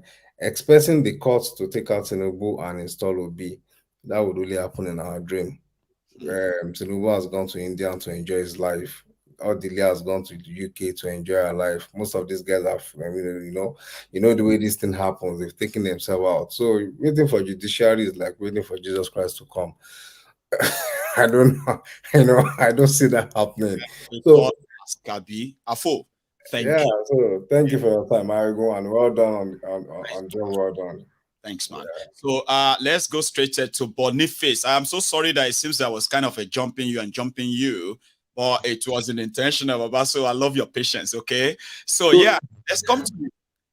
Good evening, the general and everyone listening. I'm very happy to be here. The general, I've been watching you for many years. I've been trying to call, but you know how busy the line is always. But today I decided to join this live stream. So I'm very happy. But tomorrow, I'm not expecting anything different. It's business as usual for them in Nigeria. Like Mazen Nadegalo would always say, if you're expecting anything good to come out from the Nigeria electoral system, you are living in fool's paradise. So tomorrow, they will see how it goes. It's business as usual. I really want to appreciate you, my general. Thank you very much. I don't want to waste so much time because I want to go to bed because I have work tomorrow. I appreciate so much myself. All right, and then stay blessed. Bye-bye. Thank you. Bye-bye. So people who don't believe in tomorrow, they don't want to make too much speech about it. They just feel like, you know what? Apart from waiting for what's going to happen, right? It's not like we are expecting anything like surprising, but nevertheless, a lot of people are waiting. I mean, even whether you believe in them or not, a lot of people are waiting because there are so many other events that are also expected to take place if things goes the either way. All right. Now let's come back. Kenny, you will need to put your camera back on.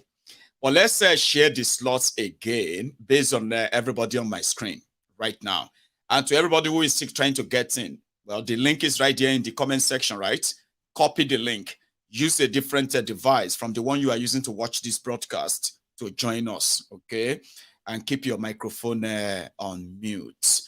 Adeola, you are going to go next in a minute. And then I'm going to come down to Jude. So Jude, the second Jude is going to be you after Adeola. Then I saw Kenny earlier, but I believe since Kenny is not on seat, I'm going to move straight to Kenneth. And it's good to see your face again, by the way, right? So Kenneth will go next, and Ozasele. It's good to see you again, Sao, again. And Ozasele will come around. And after Ozasele, I'm going to go straight to Ogun Magala. Did I even pronounce that right? You need to tell me that when you get on, okay, sir? So Kenny, you and I will hold the baton for the next participants as much as the time still permits, okay? But I'll go straight back to Adeola, the man of numbers. How you doing, sir? Chairman, how fun? How are you? How's everything? Yeah, I think the consensus is quite clear that the judiciary will not do anything tangible tomorrow. So I think it's quite clear. I'm just thinking ahead of time. What will happen? What will be the after effects of? To you, Adeola, all right? I had Andrew Oreton as one of my early parliamentarians that dropped off, okay? So he's going to take a shot after you. So I hope everybody minds that. I mean, won't mind, right? Continue, Adeola. Yeah, so I think we have a general feel of what's going on. And there won't be any huge change tomorrow, to be honest with you. It's just going to be exactly what we think it will be. My own thinking is what will be the after effects of it? How will we continue to coexist, or what will be the effect of their pronouncement tomorrow? Either way you look at it, because you have to kind of like do a bit of searching and do a bit of analysis. Okay, if they do the right thing, what's going to happen? If they don't do the right thing, then what will happen? Somebody was asking that when we said they should do the right thing, they should do the right thing. Yeah. What exactly is the right thing we are talking about, right? Is it just to do the right thing by removing Tinubu is the right thing? And if they do that, removing him for the right, is that the right thing? First of all, as it stands, this guy's certificate is not pure. Number one, it's not even pure. Number two, process of crime is there. So on what leg is he standing on? He's not even fit and proper to even be on that platform in the first place. So with the whole thing that they are doing, he has found himself in that position, because automatically with what he has already, certificate and his process of crime automatically disqualifies him. So if you're going to go back to a rerun, that's another conversation that we can have. But as it stands, I don't think that guy is fit and proper to be in that position of our leader.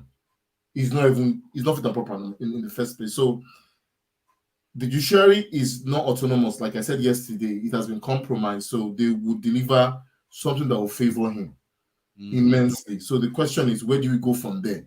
What happens after that pronouncement? What should we be doing, and what should Nigerians expect? They will still expect shege. The shege will still continue to a level whereby the tipping point will happen at some point, because you mentioned a while ago about the Naira and the dollar relationship, on how further and further it would keep on going apart, and it has continued to be that, because we're not a productive economy. It has ceased to be a productive economy. So there will be increased poverty, the inequality will keep on rising, and at some point something has to give. There'll be a tipping point. So if they pronounce something in favor of Tinubu, it means the shege will continue. Nigerians become much more impoverished, and we'll have to have that conversation. Labor will kick in. They will, everyone will go scatter. It's just timing. So for me, is trying to reiterate everything we've said before. But the question is, what happens to us afterwards, after that pronouncement has been made? Which is what we have been actually talking about. Exactly. Yeah, we said they will be rigged.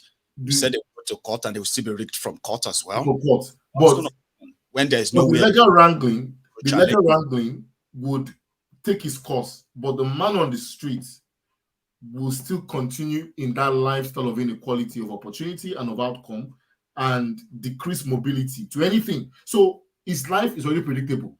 So the legal wrangling is immaterial.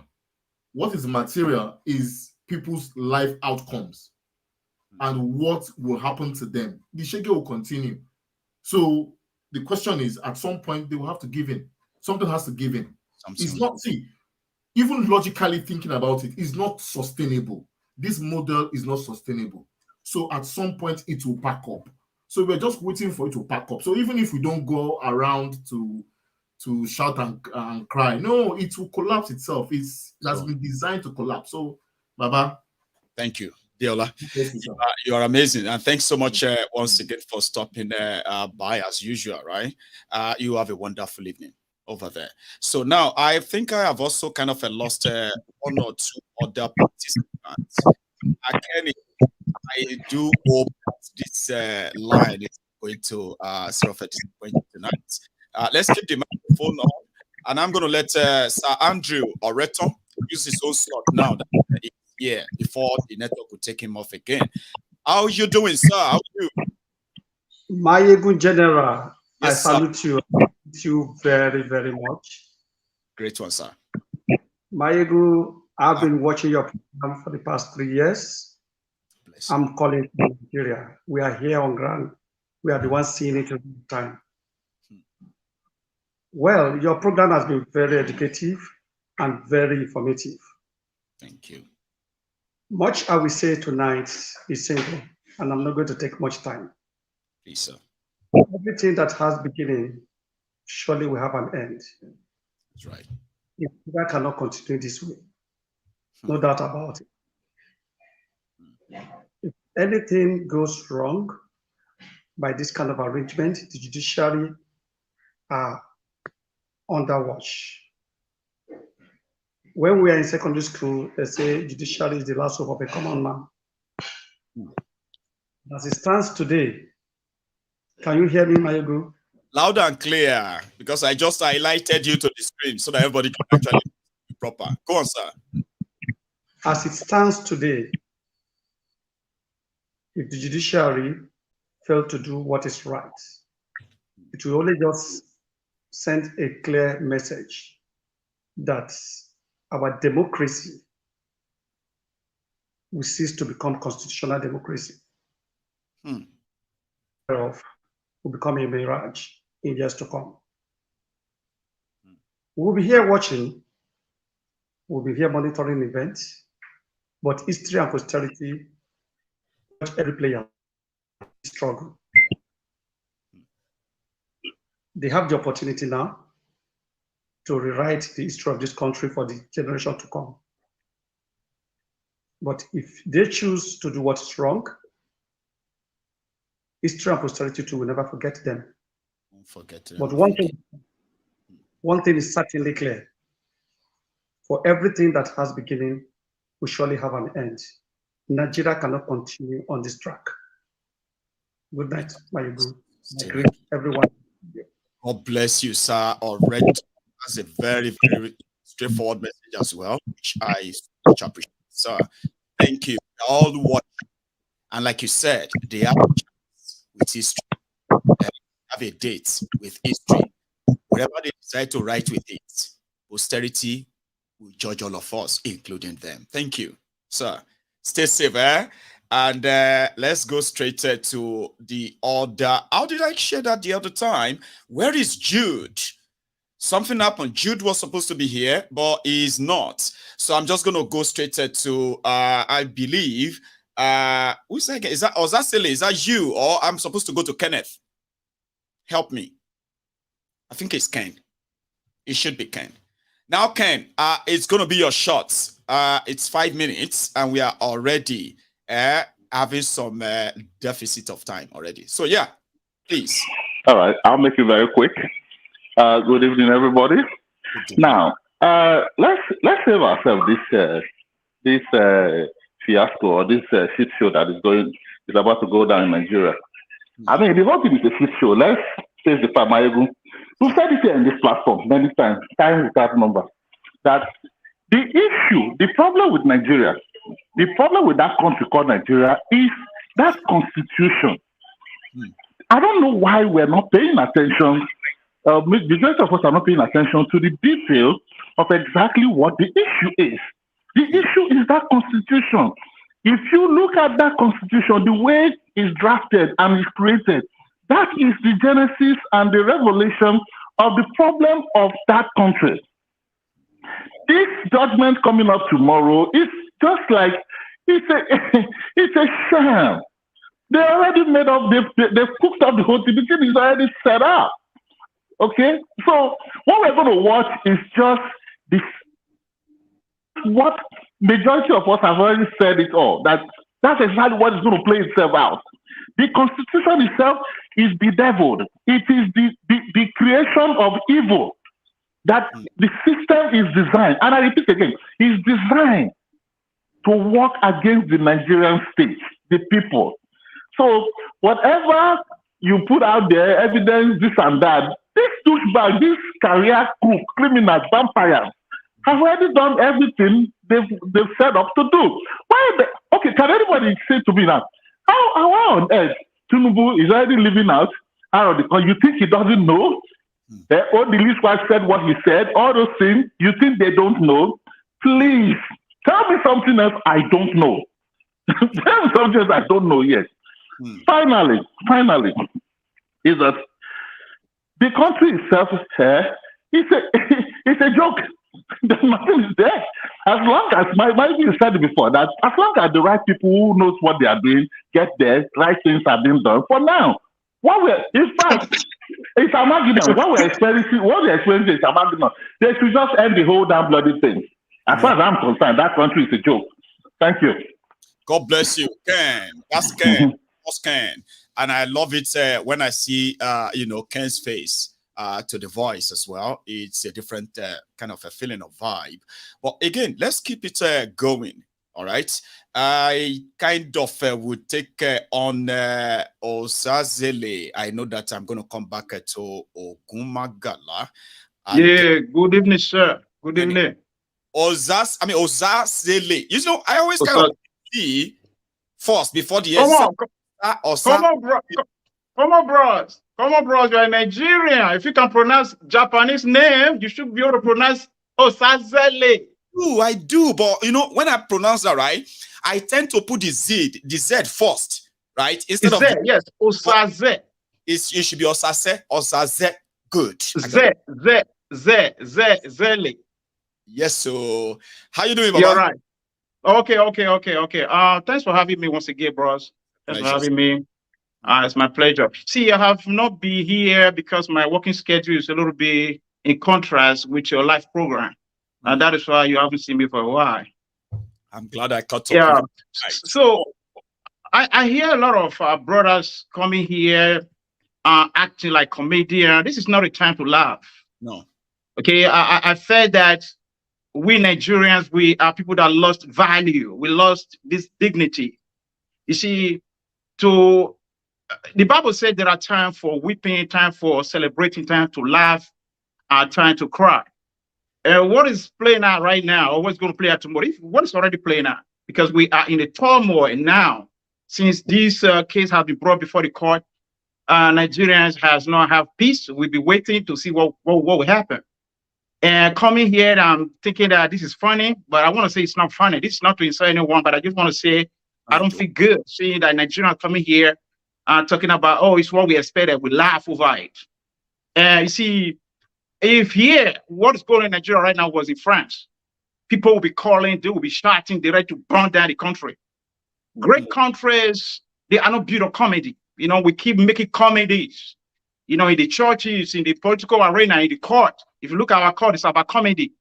And that is why I don't like to watch anyone that's talking about Nigeria in a comedy way. I'm not a fan of that.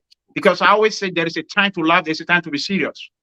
We are facing, a historic movement now, where every Nigerians, whether those in this diaspora or at home, are waiting to see what the judges will do. Of course, we already know what they will do, but it shouldn't be funny. You see, when a chicken, when a hawk or an eagle came down, okay, to pick their little baby, they don't just fold their hands. They wanted to fly, like to catch up with that hawk or with that eagle to recuperate their little kid. Even though they cannot fly, we know chicken cannot fly. but they just don't have to fold their hands. They have to react. You know, great nations are not built on comedy. You have to understand revolution always take blood, always take courage. I might be in abroad right now, but if I was at home, I would speak the way I'm doing right now. I know if I was there, I would be dead by now. Because the way I am built, like I told you all the time, I always like to go on the left side. I never follow the crowd. If everybody are laughing, everybody are laughing, making comedy, man, I'm on this way. Okay, so when you look at what has been going on in France, why France became one of the most democratic countries in the world, it's not because of the government, but the government had to fear the citizens because they don't understand what the citizens can do. And don't get me wrong, we will say, okay, but you know, in France, police, they are not armed, you know, they don't shoot our citizens, but police can kill us. But how many people can police kill? When you start something, you are not able to finish it. That's where those who lost their life will be losers. But if everybody go in there, they will not be able to keep everybody. No. But Nigerians, for last, you know, suffering and smiling, nobody want to go, nobody want to die. So, but come here and buy into that pessimism and say, oh, we know what already happened. And no. We should be able to speak because the whole Africans has been waiting for Nigeria to realize its glory, that potential that we'll be talking about. To realize it so that they have to lead. But over the years, the Nigerians has failed. We have been electing, not everyone have been rigging the elections. We voted for Jonathan, we voted for Buhari, we voted for whatever they have there, who was there before. I'm talking about Obasanjo and the rest of them. Yep. None of them rigged the election. But if we have this Tinubu situation right now, this is exceptional. But Nigerians have been listening to people who are mediocre. They buy into this mediocrity in terms of leadership, where we're supposed to be electing people like Tinubu. I mean, sorry, Mr. Putin and the rest of them. But we can't elect people who cannot even read at the, United Nations Assembly. So what we have now at hand, even though we know what will play out tomorrow, it doesn't mean that we have to fold our hand and say, oh, we know what is going to play out. Hands up, what do you want us to do? What do you want us to do? Like, hands down. Exactly. Why are we here then? You know, what I want us to do is to express that optimism. Even though we know, okay, you can call and say, okay, I know it's going to be like that, but we need to stand. These are the people that speak with, with value, people that have value, that have dignity. But once you lost value, you will say, oh, nothing we can do now. Let's go home. Then we just begin to stay in that slavery for many years. Thank you so much, sir. Our time, I appreciate this, and I bet the message is also passed. Somebody said that should we be crying? No, Osaz is not asking me. Osaz is not asking you to start crying. It's pretty much saying. Yeah, that is the simplicity that we're dealing with. That is the simple mind that we're dealing with. You know, people lack understand. They know what they lack this intellectual discussion. They don't understand that. Oh, let's not give up on life. Well, what will we do now? To have that. Thank you. It's a pleasure. Sir, you have done well. Stay safe and have a good one, sir. All right. Thank you. I had to make him an exceptional parliamentarian, even though he's on his vest, right? He's got the kind of like, Anyway, I am going to go straight to Ogumagala. Meanwhile, sir, after you is going to be Kenny, but I've already added another 3 parliamentarians to this. Okay. So, Obed is going to be, what I'm going to do is that I've got the Word of God Outreach TV. Sir, you are going to go after Kenny.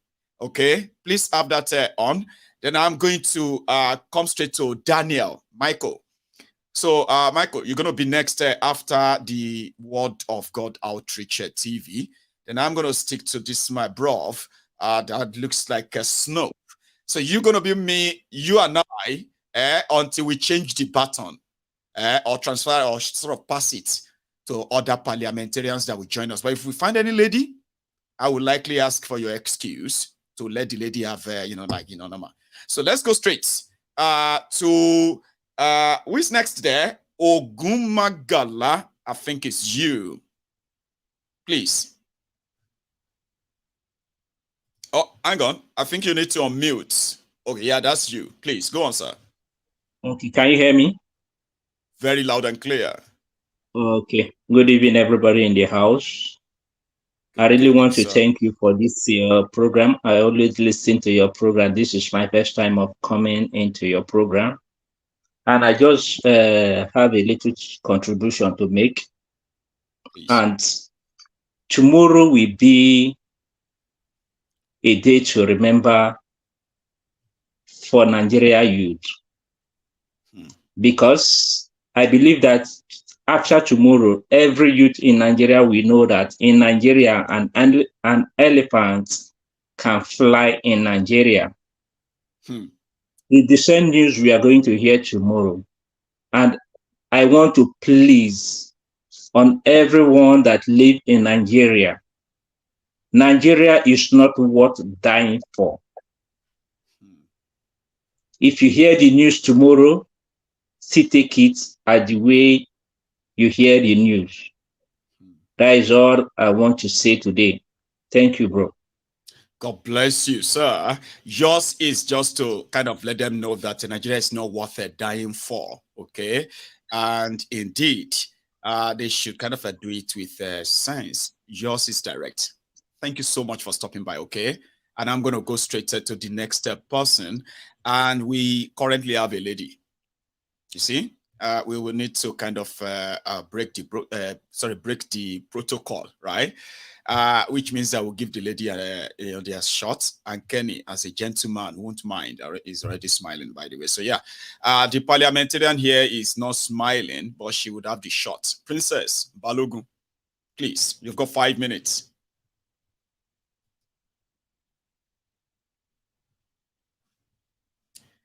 Oh, you need to unmute. Oh, I have just unmuted you now. Or maybe you should try it at your own end. We can't hear you.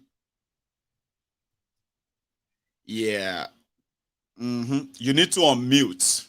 Sorry, oh, Princess, can you hear me? Okay. I always have problem with Princess devices when it comes to linking up on this program. So we'll come back to Princess. Kenny, that your smile was that of a gentleman, but it can't end up be like saying, nah, the wicked smile. Is it okay? No, my ego. I don't know if you can hear me. I'm a super gentleman, and trust me, my smile is very sincere. Allegedly, now my own is going to be like allegedly. You know, when you did like that, like, yeah, you, my ego, now, okay. Yeah. No, I mean, I always respect our ladies, especially the yeah, I trust you. I mean, I do respect them, and I like to give them opportunity ahead of anything. Bless All right. So yeah, thank you so much, Maigo, one more time. That I'll be part of this program today. I won't take much of the time. However, I'll make reference to my last statement when we had this parliamentarian section. Yes. I don't know if you can remember. I think that day happens to be the birthday of Obi himself, right? And the question I asked you at that time, are we expecting a different result from? And then, a lot of people felt that probably this guy is very pessimistic and all of that. I said, no, it is because I've understood the system and how things work. All right. The only challenge is that some people are surprised about the outcome of the judiciary or the election petition, whatever it is. First of all, for me, I am not expecting anything different from the process. That's number one. So I'm not. How do I put it? About tomorrow's outcome, I'm not.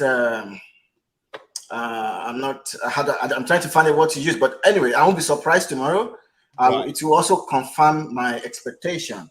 And then the question now is that why am I expecting the outcome of tomorrow to be in favor of Tinubu? If you look at the root cause analysis about the whole thing, right? I mean, everything boils down to the 1999 Constitution, right? I mean, whatever noises that you're seeing around now, the election, the way the election went, and everything, all those things are just symptoms that that were produced as a result of 1999 Constitution. All right. So I will try as much as possible to be brief about the next comment that I want to make. I want to reference Delefaro Timi's comment when he said something about the 1999 Constitution. He said that if you line up 2020 Delefaro Timi, multiply their brain by a factor of 10 and force them to operate 1999 Constitution, I can give you a second. They shall fail woefully. Home there, if it's going to keep distracting. Hello, can you hear me? Yeah, I can hear you, but I can give you a sec. Oh, I can't hear myself. I can't hear anything. Anyways, so I'm going to continue. It looks like you can hear me, right? Yeah, you. It seems like the call is coming up on your device. I can give you a moment to turn it off. If that's I can't hear you. I know. The volume is quite gone. It seems as there is a call that came onto your device, making that sound. I think. I don't know if you can hear me. My audio is acting up, kind of. Let me try and see if I can. Go ahead. Go on. Oh, I should go ahead. Okay. So, looks like okay. All right. So that if you try and force them, to operate the 1999 Constitution with the governance enshrined in that Constitution, they shall fall woefully. So for me, everything we're talking about today, and the Tinubu taking advantage of it, or the set of leaders that we do have, the kind of political system that we do have in Nigeria, everything is rooted into that Constitution, all right? So I'm not expecting different result. At the bottom line, I'm trying to let you know.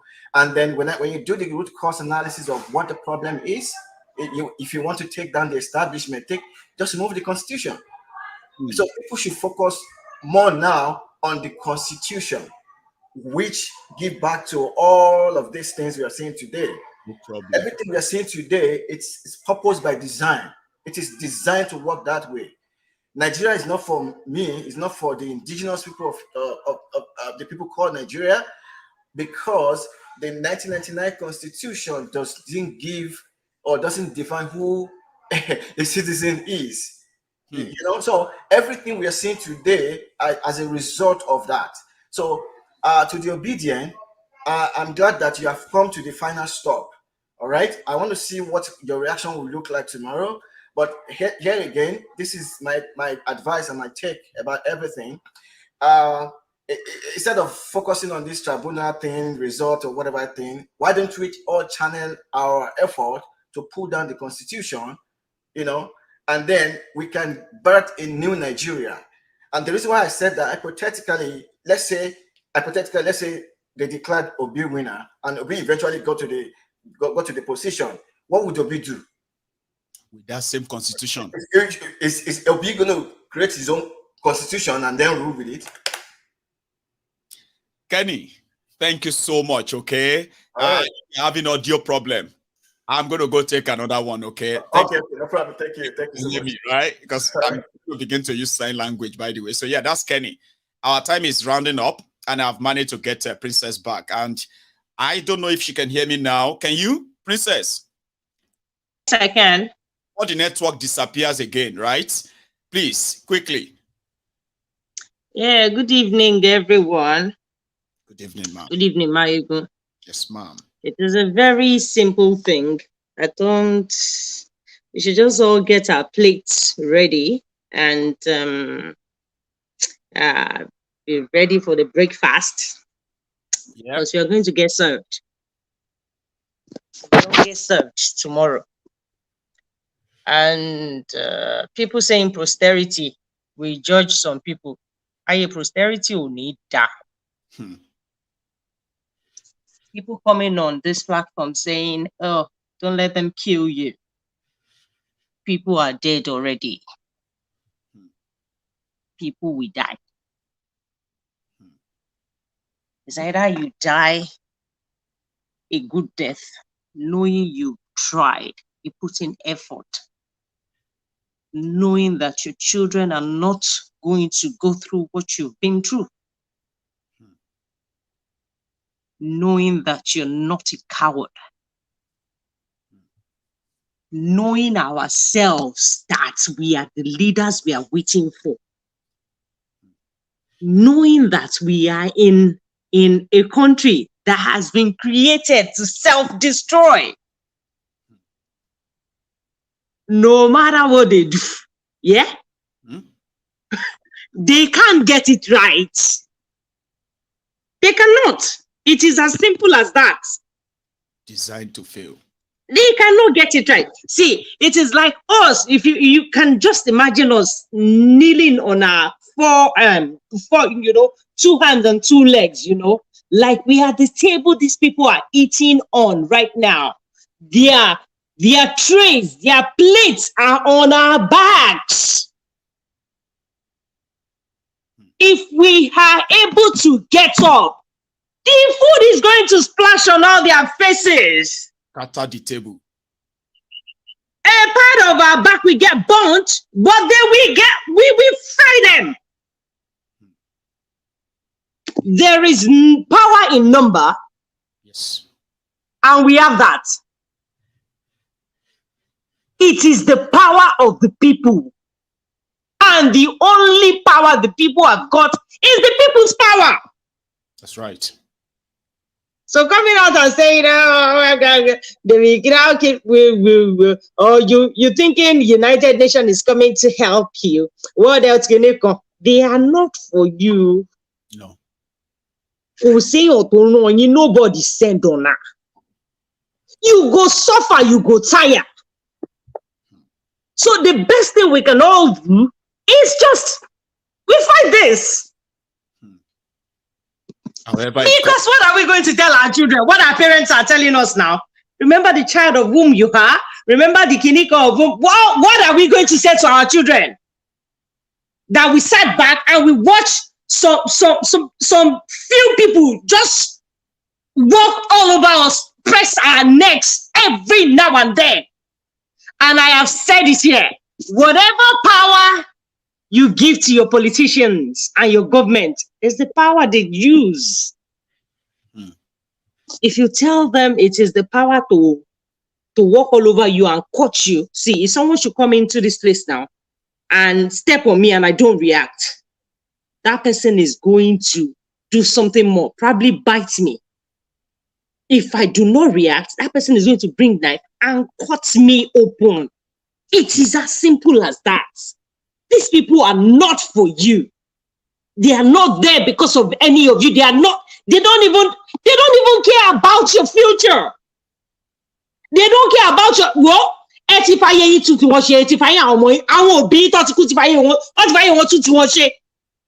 they've destroyed everything. So what is left? What do you have left that you want to fight for? What do you have left that you want to hold on? Okay, I don't want to fight. Let me hold on. Hold on for what? If you are not getting your mandate, do the right thing. If the judiciary is not coming forth, then all hope is lost. So what are you waiting for? What do you want to wait for? Princess. Let me allow others talk. Thank you very much. But it is what it is. I am glad to hear from you. And a lot of people are so happy to hear from you too. I have another lady, but I'm going to put a little bit of a break inside, okay? Before, I don't want it to be too sweet.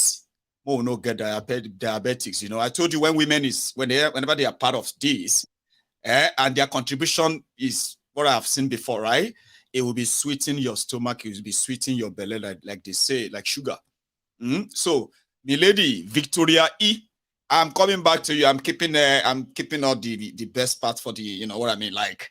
But let's go straight quickly to Word of God outreach. Zeus, dressed like a warrior. I'm coming to you. Please don't go away yet, okay?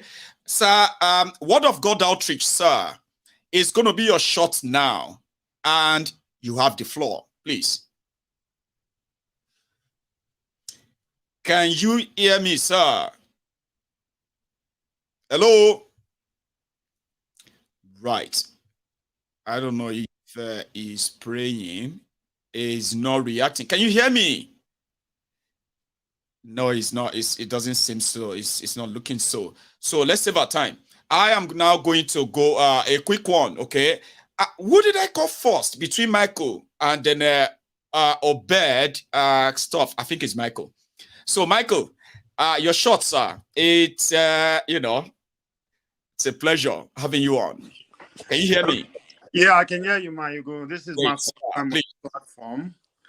I really appreciate a lot of things you've been doing. My friend actually introduced me to your platform, and ever since the day he introduced me to your platform, I've never missed a day. I've been really enjoying your program and everything. Thank you. But as for tomorrow, I don't really have much about the results or whatever they're going to announce tomorrow. My worry is, what are the people going to do about it? Because what is going to be is going to be. We all know that the news you are expecting tomorrow is not going to be a positive news. It's going to be a negative news. Definitely, there's a lot of signs show that that news coming up tomorrow is not going to be a good one. Tinubu is out of the country.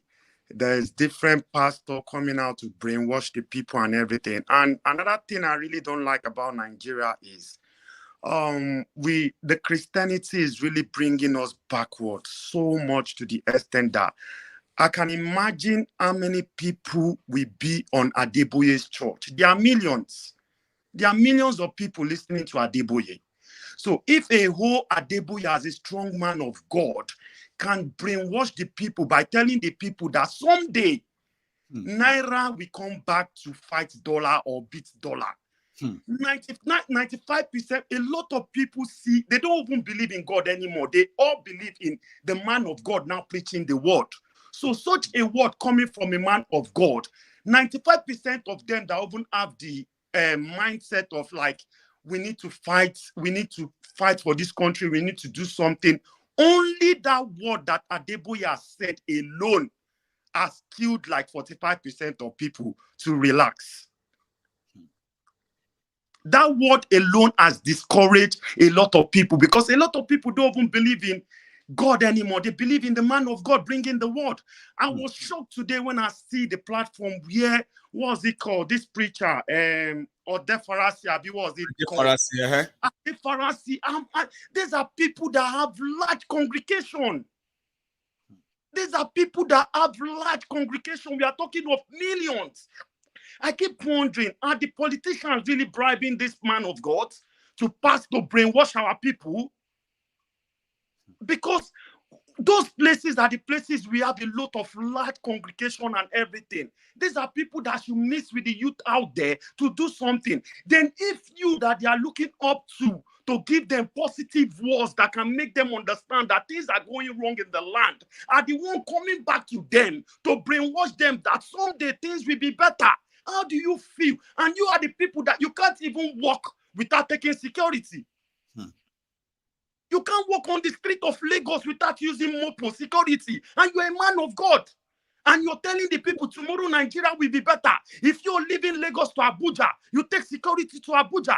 But these same people, their life have been cut short traveling from Lagos to Abuja. Because of all these things, stop me from going to church. It's so dirty, because imagine the congregation. Look at the 3 people you bring on live that's brainwashed our people. I want to now ask you, imagine the congregation those people are brainwashed.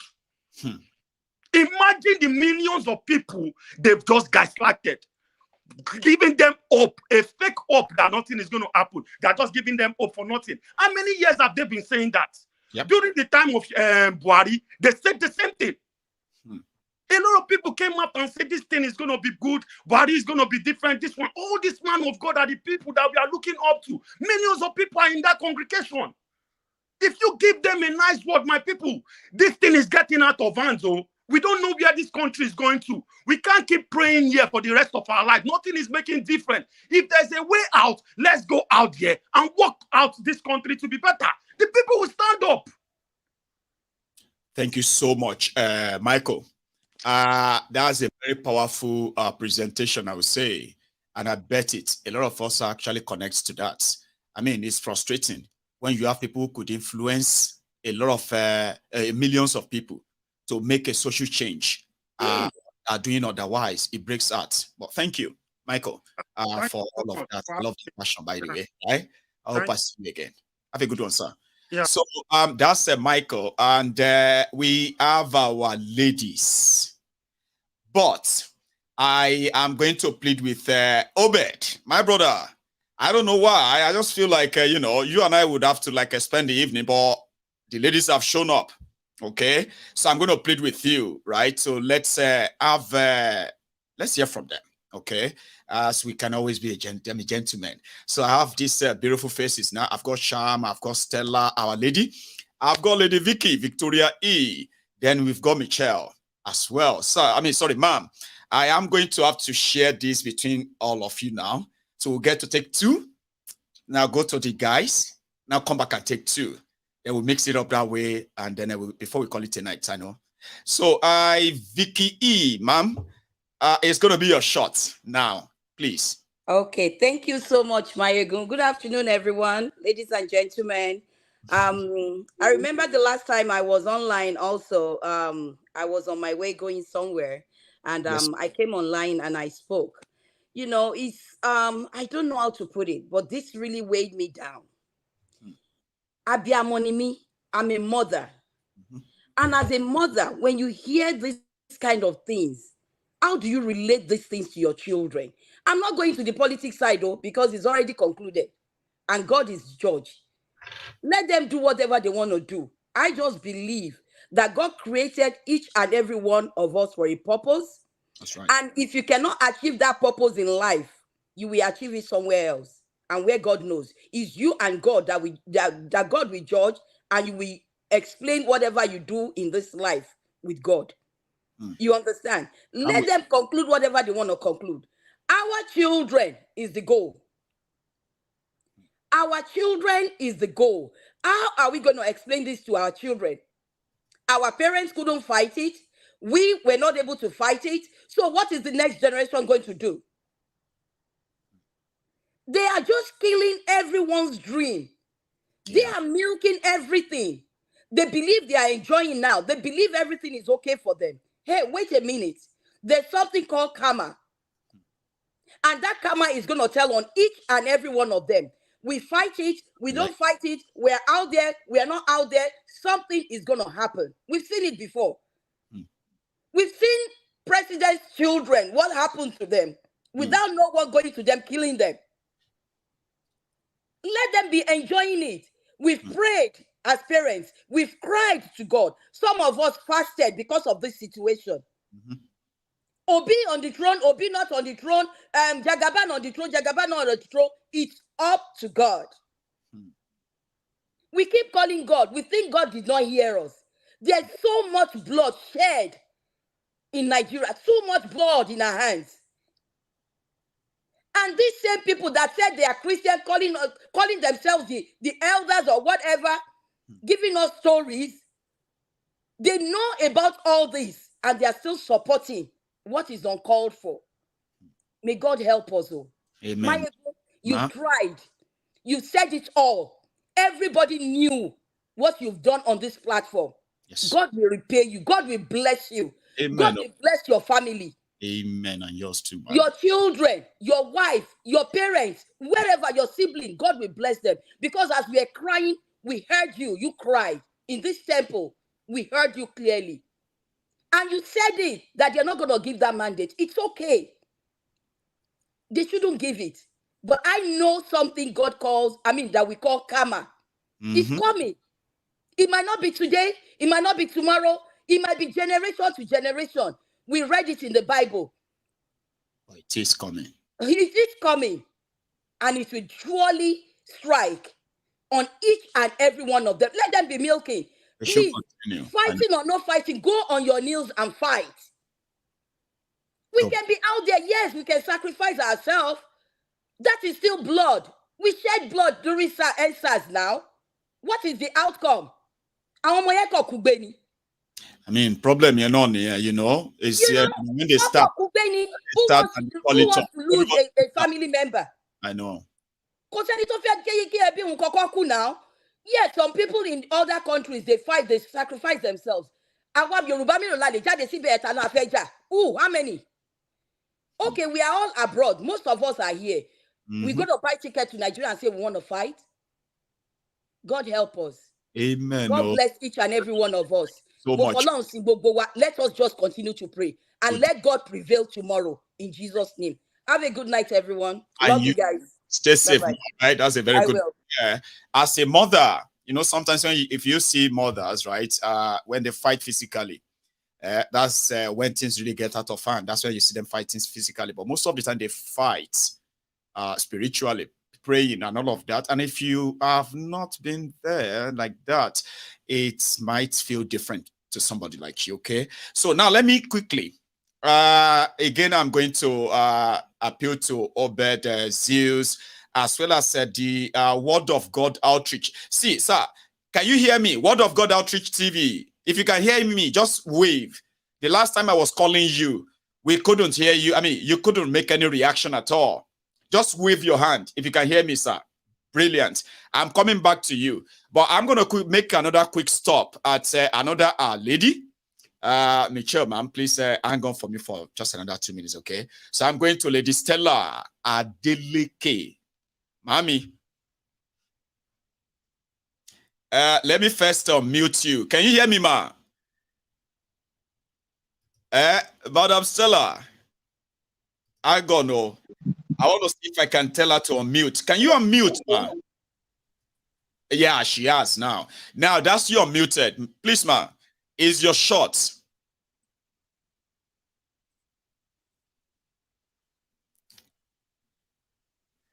Hang on.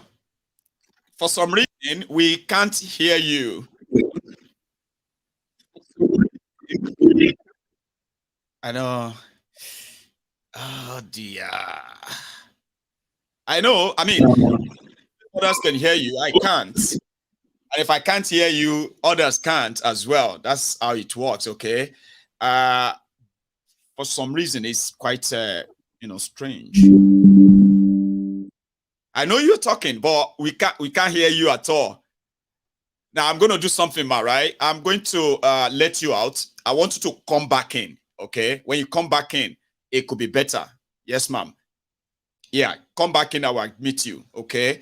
Sometimes the network issue can be that tricky. So let me let her out, and then I can get her back on. So I will let Milady, Michelle, or Berico take that shot, because I already reserved it for a lady anyway. So can you hear me, ma'am?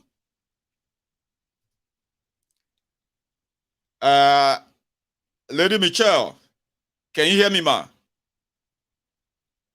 For some reason. Hello, Michael. Can you hear me? Yes, ma'am, I can. Yeah. Now. Nice to meet everyone in the parliament tonight. Michael, I think tomorrow I want to piggyback what Princess had spoken about earlier on the fact that destiny is in our hands. I think whatever happens tomorrow, it's gonna be on us. I mean, people back home. Michael, let's even go back to the elections, right? Michael, some people actually voted Tinubu. Let's even start with that mindset. People knew this man was sick. They knew he robbed Lagos down to the ground. But they went to the polling booth and thumbprinted Tinubu. They didn't find anything wrong in that. They didn't think. Michael, we've had on this platform, right, very educated people with degrees that are very learned come here and justify why they voted Tinubu. How are we going to, I mean, that mindset alone, it's mind-boggling. And so for the judiciary tomorrow, you know what's on this, They said every time they wake up in the morning and they kind of remember that there are actually people that are killed to vote for Tinubu APC in this last election. That continue to wonder that, man, something is wrong. Tinubu, my God, that right there, how are we going to cure that?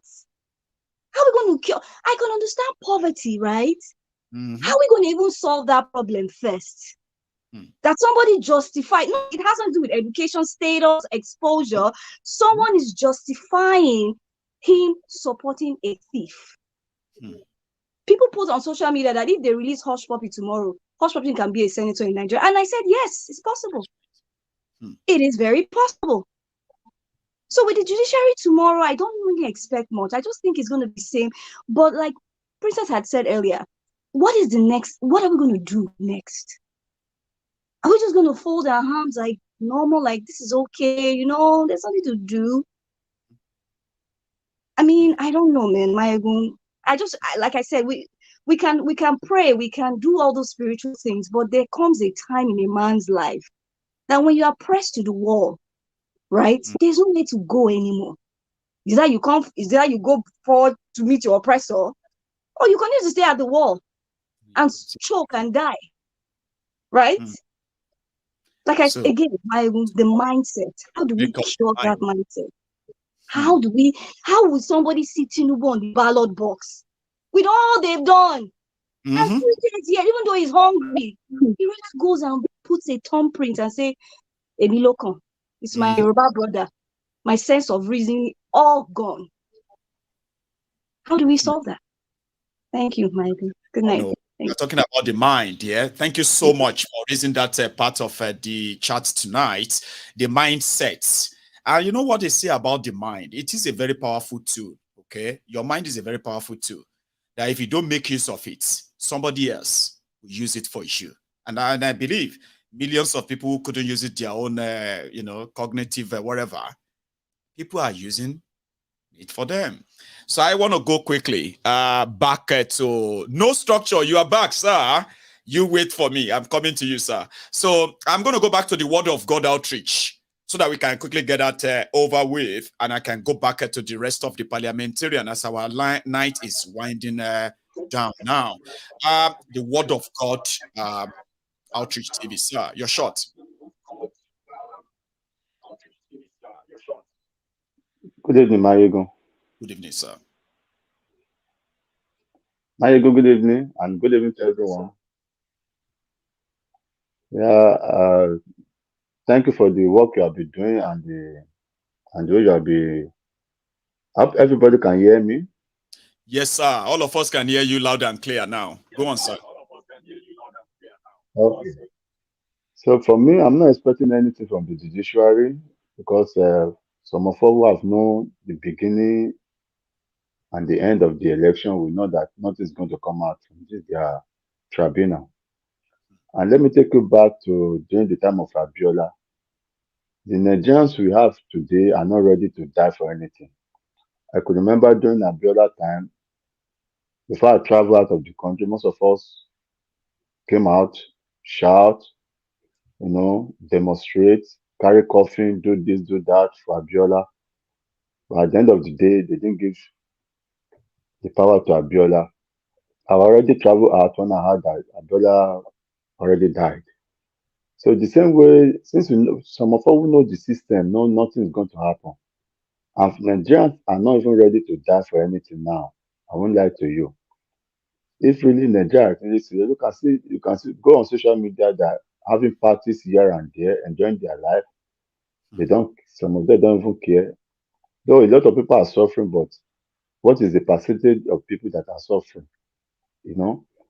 Even before this tribunal, when they announced Tinubu as the president, that very day, I was expecting all Nigerians to be outside, at least for 1 week. But what happened? Everybody just kept quiet. It's only on social media, everybody is ranting. Now they go to court. As they ask them to go to court, what happens? They saw the evidence, but everybody knows that nothing is going to happen. How can you elect like that lady? Like that lady said, you don't know we don't know the father of Tinubu, we don't know the mother, it doesn't have any qualification, we don't know who goes to primary school with him or secondary school with him. And yet people still go out and vote for him. Let's not deceive ourselves. People vote for Tinubu. For Tinubu. Yeah, they vote for him. They knew that it was not okay, but they still vote for him now. Everybody today, somebody called me from Lagos that people are suffering. I said, no, you are not ready, you are not suffering. You are not suffering. Until some of you start taking your children and start killing it and eating it, then you will understand what the repercussion of what you did on that election. Even though I said many times, even though a big get there or article get there, they can't do anything until that constitution is changed and removed and they rearrange everything. But as for me, I've said it, I'm no more interested in Nigeria. I'm only interested in Yoruba nation. And I know the country is going to divide, but sooner or later. Tomorrow, I will only advise And they are first obedient, there's nothing they can do. Since you cannot do anything when he was announced as president and you allow him to be there to be sworn in as the president of Nigeria, and you didn't do anything, you are waiting for the tribunal. All the justice, judiciary, all of them have been bribed already. The statement that are going to read tomorrow is already been written even before the election, even before the conclusion of it has already been written down. They know where they are going. They know what these people don't. As my princess said, these people don't care about the masses. They don't care. Look at that pastor. What is called? The pastor you play his video today? Adefarasin. He has the nationality in another country with his family. Even before the election, he has already arranged that. This somebody who came on air and said there will be Saul before David. Now it's not saying that everybody should move on. You understand? So now he has already given all these pastors money. We saw Kumuyi the right time. We saw Adeboye the right time. So what are we talking about? So Nigerians are not ready to die to save themselves. It's not like 1993 when not some of us came out, we fought, we struggled, do this. There's no Nigerian like that today. There's no Nigerian like that today. Everybody are just in their house talking. It comes to social media, they rant and rant and rant, and that is it. Tomorrow you'll be surprised when they say Tinubu won the election. Everybody will only shout, and that will be the end. Good night, everyone. May God bless everyone. Thank you so much, sir. I appreciate that. We would have missed all of that if I didn't try to keep you and get you back. Okay. Thank you so much, and you have a good one and good night too. Now that we are rounding it up, I know there are some other people still on the queue in the studio trying to get in. That's the problem with the People's Parliament. Okay, if you don't get in early, if you are waiting towards the end, right? The time will be out of it. But let's clear the parliamentarians on the screen that we have right now. Obed, I am coming to you, right? So it's going to be your shot now. Before I go to Zeus, it's good to see your face again, Zeus. You remember? I love that ultimate search crown you put on there. Like, reminded me of something. I'll tell you later. So, Obed, how you doing, Baba? We'll need to unmute you first. Let me see if I can do it from here. Yeah, I've done it. Please. Okay. All right. Thank you, Maya. Good evening to everyone. Good evening, Baba. Maya, I really thank you so much. God bless you so much for the wonderful and handsome work that you have been doing, trying to educate and enlighten our people concerning the awareness of what is going on. But I don't know. But I just pray that our Almighty God will keep on lifting you high and giving you more inspiration to carry on in the mighty name of God. Amen. So actually, I don't have much to say, and I don't speak much English anyway. And my greeting still goes to Biafra and Oduduwa in general, nation in general. So concerning, I will talk about the constitution. Concerning the constitution, there is nothing like constitution. You understand? Anything about the talk about constitution or not constitution. Nigeria for the first time is never existing any longer. Nigeria has expired, as we all know that.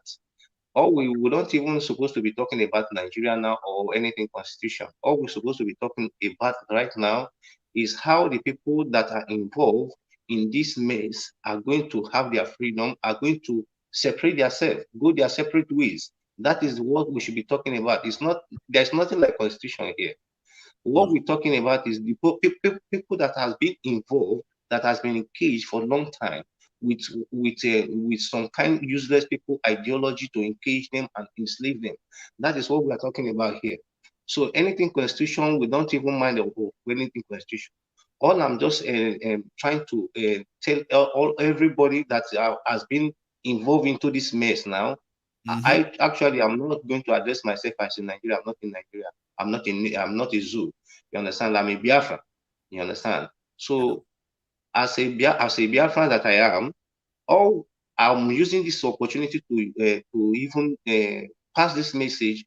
All we have to do, both home and diaspora, is just to know how we're going to do to free ourselves from all these witches and wizards that have encaged our life for many years, and they never want to give up. All we need to do is to wake up and know how we pass the message on ourselves and know how we're going to get these people and remove them from our distance. You understand? More agenda are awaiting us if we don't wake up now. We need to wake up. Everybody needs to listen to what Mayegun is saying. Everybody needs to listen to what Master Simon Ekpa is saying. Everybody needs to listen to what Koiki is saying. We need to be awake. It's not just listening to them. We need to know how to group ourselves and know how to back ourselves and fight these people back. These people are evil. We cannot be here because we be deliberating. Nigeria is dead. Nigeria is not existing. Nigeria is not existing. Let's not be deceiving ourselves. Let's not be painting words here. Thank you so much, Baba. Hobert, because we are almost at the extra time right now. It's so much appreciated. God bless you, Mayegun. I just really appreciate you for giving me this audience. I pray that I will have this kind of opportunity some other time so that I can express myself more. God bless you so much. Yeah, well, every time you see People's Parliament as the program, when you read the caption, it says Mayegun is going to go live, and it says People's Parliament. That's what we do. Everybody comes here. I've been following you. I've been following you for a long time. You understand? I never give up. You understand? Because this is the temple of truth, where I listen. I only believe in truth. Anything that is no peace, you can never find me there. You understand? And I see you to be a peaceful man. If you are not a peaceful man, you will not be doing this. And you never call yourself for this. It's God that called you. God bless you so much. And may the Almighty God uplift you and inspire you so much in Jesus' name. Amen, Baba. You have a good evening, okay? Thanks a lot. Amen. I am trying to keep my time, even though our 3 hours are up. And you are those who are going to help me make that happen, okay? I am so sorry to those who couldn't get back in. Our time is almost up, and I believe this is going to take us another maybe 15 minutes, but let's see if they are going to be helpful anyway. So I'm going to go back to Zeus. Prince Judgement is here. He got a slot to kind of be part of this before we close it. So therefore, he is going to close the show with me. Then No Structure is going to go after Zeus. Zeus, a lot of people have said a lot of things, and I bet some of what you want to say have been said as well. What's your expectation of tomorrow? Do you have any? Good evening, everyone. Can you all hear me? Yes, we can. Okay. I just want to thank you, Mike. You're doing a fantastic work, and like always, and I'm really happy that I have to chip in today. Tomorrow, actually, I think they've already written whatever is going to happen. These people are like they're criminals. This is organized crime. That's what's happening in Nigeria. So before the election, people just went down there to participate. Tinubu said, grab it, snatch it, run with it. I committed a lot of perjury, all that stuff. They already know where they want to fix it and put it in there. Now the judges already, like I said before, they already been bought. So I don't have much expectation. And for the Nigerians, they're using the pastors and all those people now trying to manipulate their mental, mentality and stuff. I was watching a video, was it yesterday, of a pastor inside an SUV with his family, air-conditioned SUV, while his church members are marching and they were under the rain. So Nigeria is like sea finish. So they can be in their SUVs, while you are there marching under the rain, and they're trying to tell you to move on. They have their family members already stationed abroad, so they're just there milking the whole system. It's like a chop company. If it favors you today, then you eating out of it. You don't care about the mess anyways. It's like Nigeria is like a big dirt. It's a very big dirt. Once they can smell the dirt, but what they want to do is just to get as much things they can get out of it and find their place in another place. Tinubu traveling already. Why I'm wearing this is actually to tell Nigerian military, this is an opening for them. Now that he's out of the country, once they announce that stuff, they should actually go there, because somebody cannot destroy our constitution and you still giving him honor. There's no honor for thieves. So you cannot commit perjury and you think that the Nigerian military, you're supposed to protect and serve us. The constitution is that's what you're defending, not harassing people on the streets and other stuff. This is the time now for you to actually do what your purpose is for. And so march into that Aso Rock there and tell him that he cannot destroy our constitution and commit so much perjury and stuff like that, which is what you are defending as a Nigerian military. You're supposed to march in there and kick him out. That is how it's done. We're not going to keep tolerating all this stuff. Now the Nigerians too, they are watching Big Brother Nigeria and all this stuff, you know. That's how they confuse them. You go on the internet, that's what they're watching, commenting and stuff like that. You know, all the irrelevant things that will not even attain anything to their future. Their future is being stolen. Buhari did his. It's wasted. Now this guy, another 8 years. Add 8 years to your years today. They're getting older and older. And these people are just milking and milking and milking us dry. We're like skeleton now. We're so lean. Our national money bank right now is like, it's nothing. Nigeria broke. And they keep on milking. Just like Amechi said. I know. Until we start stealing them, they will continue stealing. They will. Amechi said that. That when we come out on the street with matches like the Ajabals and the rich man kids, when they hear gunshot, everybody run away. But when we decide to own it to ourselves and say, enough is enough, let's kick these people out. If you don't, even that constitution, what is Tinubu doing about it? We have to change. There's so many things we have to address. I have so much in my mind. I appreciate everybody here tonight.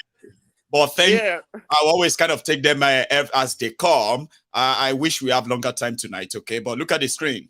I am still going to be here for another 20 minutes. Like, it keeps getting longer and longer. But let's, you know, sort of, let's bottle it that way and hope that tomorrow goes well for everybody that is hoping on tomorrow. You know what I mean? So thank you. Zeus, you stay safe, Baba. So I'm going to go to no structure, but no structure, please. I have, you know, our lady, Stella Adeleke back. So let's see if the network will let us speak now without any kind of obstruction. So don't mind, sir. Ma, our time is so gone, okay? But we won't be having that 5 minutes or so, right? But I still want to hear from you. Can you hear me, ma? So let me see if I can unmute you and then figure out if others can hear you too. 1 second, ma. Yeah, I have unmuted you. So let's see if you can hear me. Oh, no. Do you have anything on that device that is currently, or should I say, check the volume? Maybe you should increase the volume on the side or wherever it is showing up, man. Try that. That could be an issue.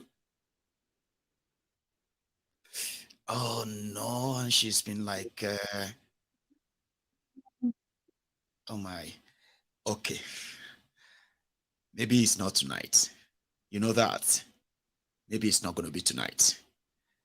For some reason, the volume and the audio is just not making it happen for us, ma. All right. I am so sorry. Whatever that is, the technical issue, all right? God knows you tried to be part of this. So thank you, ma. All right. We couldn't get it on tonight. Unfortunately, she did try to come back twice, but something is actually wrong. I hope we fix it that time. No structure. There is a day. I mean, there was this time you were here. And one of the things you said was that even though you don't have any much hope or expectation in them, but somehow at the same time, you're still looking forward to the day and see what the judiciary will say. Now, the day is tomorrow, less than 10 hours, sir. Do you still have some expectation or you don't or anymore? Sir, let's manage the time. Go on. Good evening, everybody. Can you hear me? Loud and clear. Thank you, Mayegun. God bless you. No, mainly, I'm just here because normally I have to go to bed. I'm a little bit strong since yesterday. I just want to show love to you because yesterday I was so happy to see you. You show us a picture of the obedience. That caricature you showed yesterday. Do you remember? I do. I mean, I still have it. Proceed. Yeah, that's it, man. I was so happy to see that. I even tried to make a snapshot because I love that. That's why I want to show love to you. I don't want to take so much time. About tomorrow, you know how we change here in Europe. I mean, we are realistic. So, in fact, you are my pastor because you know the other time I told you I don't. My first time believing in those judiciary, those election. You won me. My wife won me, but I didn't. I had it by myself, but I lose. So after then, I always listen to you. You are my pastor. I will tell you like that. So my hope is just like you always say, because life is plus and minus. It will be my lose or win. So we move forward. But the only thing for me, I'm always sad about what is going on in Nigeria. If you see our own country, our people since decades, they are carrying their load on their head. If you see the European, they are pushing their own thing in the wheelbarrow. The government are taking their things from their head. But what is our government are doing? Our people are suffering, and it makes me sad each and every day. I don't need to tell you, everything. As I said, I just want to show love to you, and that's it. And one thing I want to say, one woman said it, that our people, they keep on voting for the same people.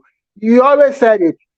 Our people in Nigeria, they have a problem. They are so forgetful. Here in Europe, if you fuck up once, that you are away.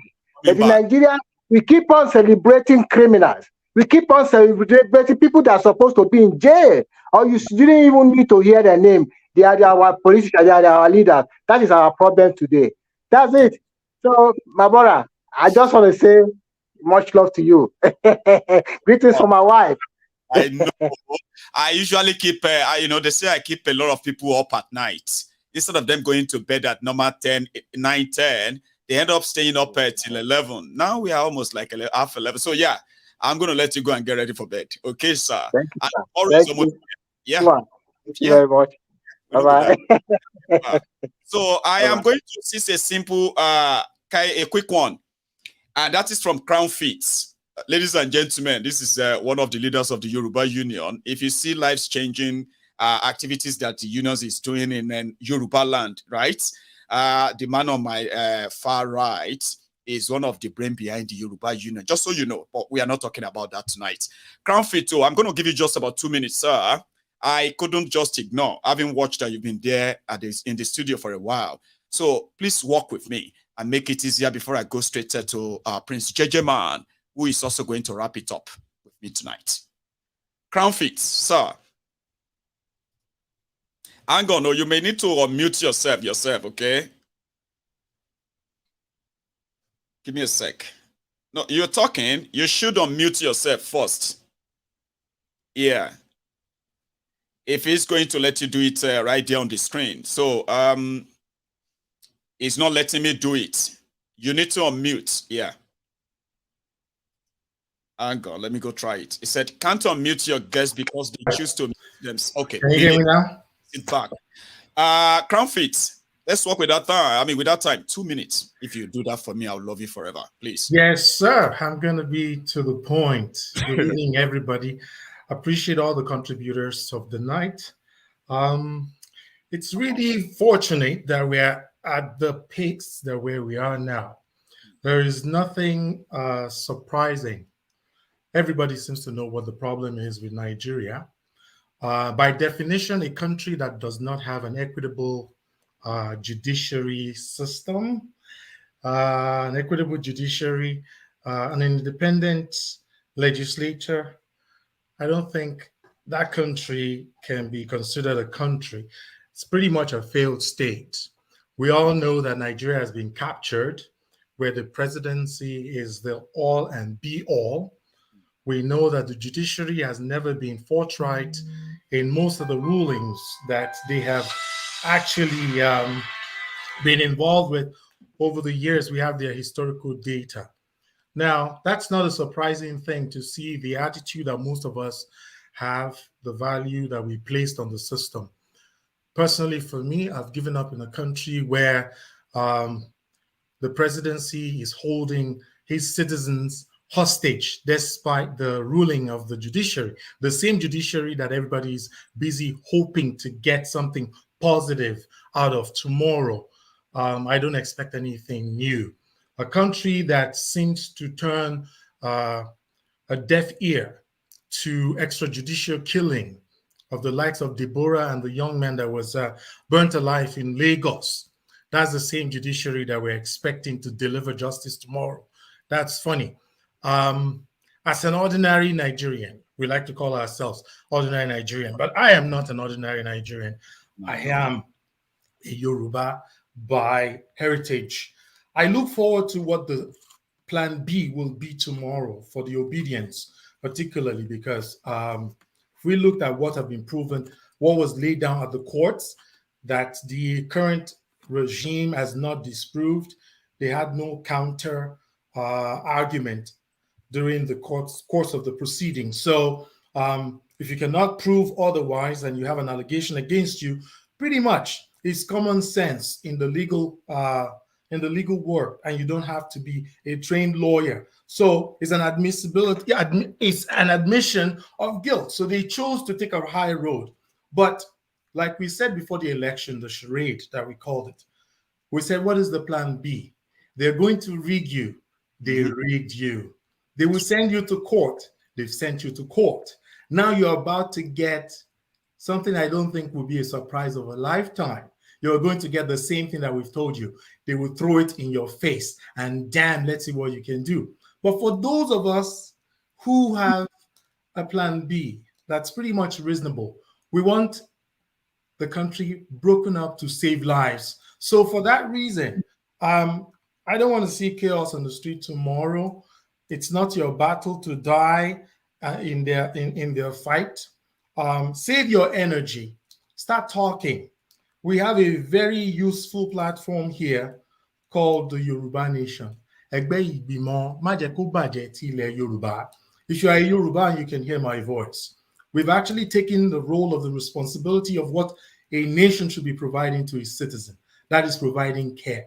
We empathize with our people. We provide them with moral support.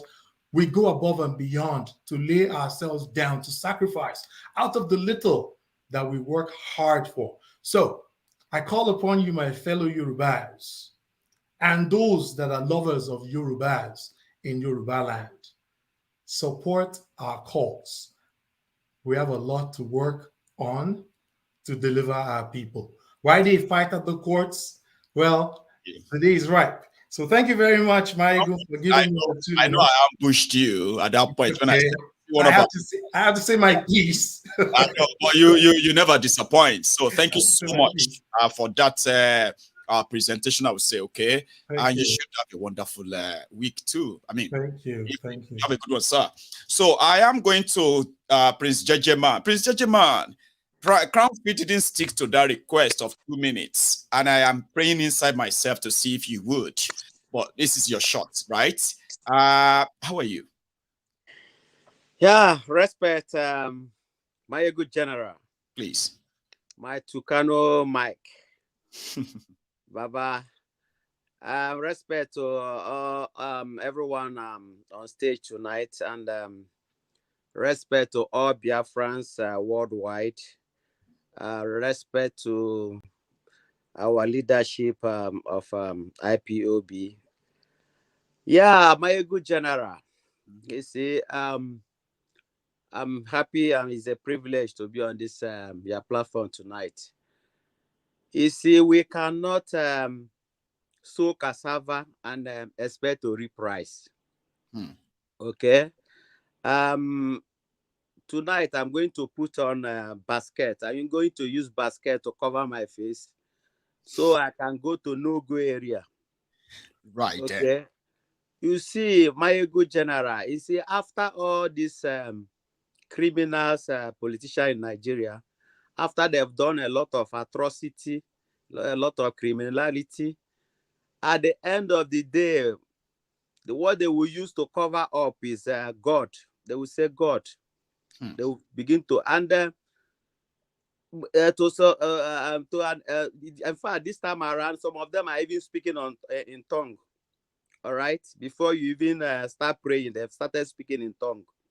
You see, so religion is where they have fallen. They know that religion is the last hope of where Nigerians used to, wherever when they have an issue and they feel that they are going through a lot of stress, they go to the church for the church to, you know, see if they can help can come through spirituality.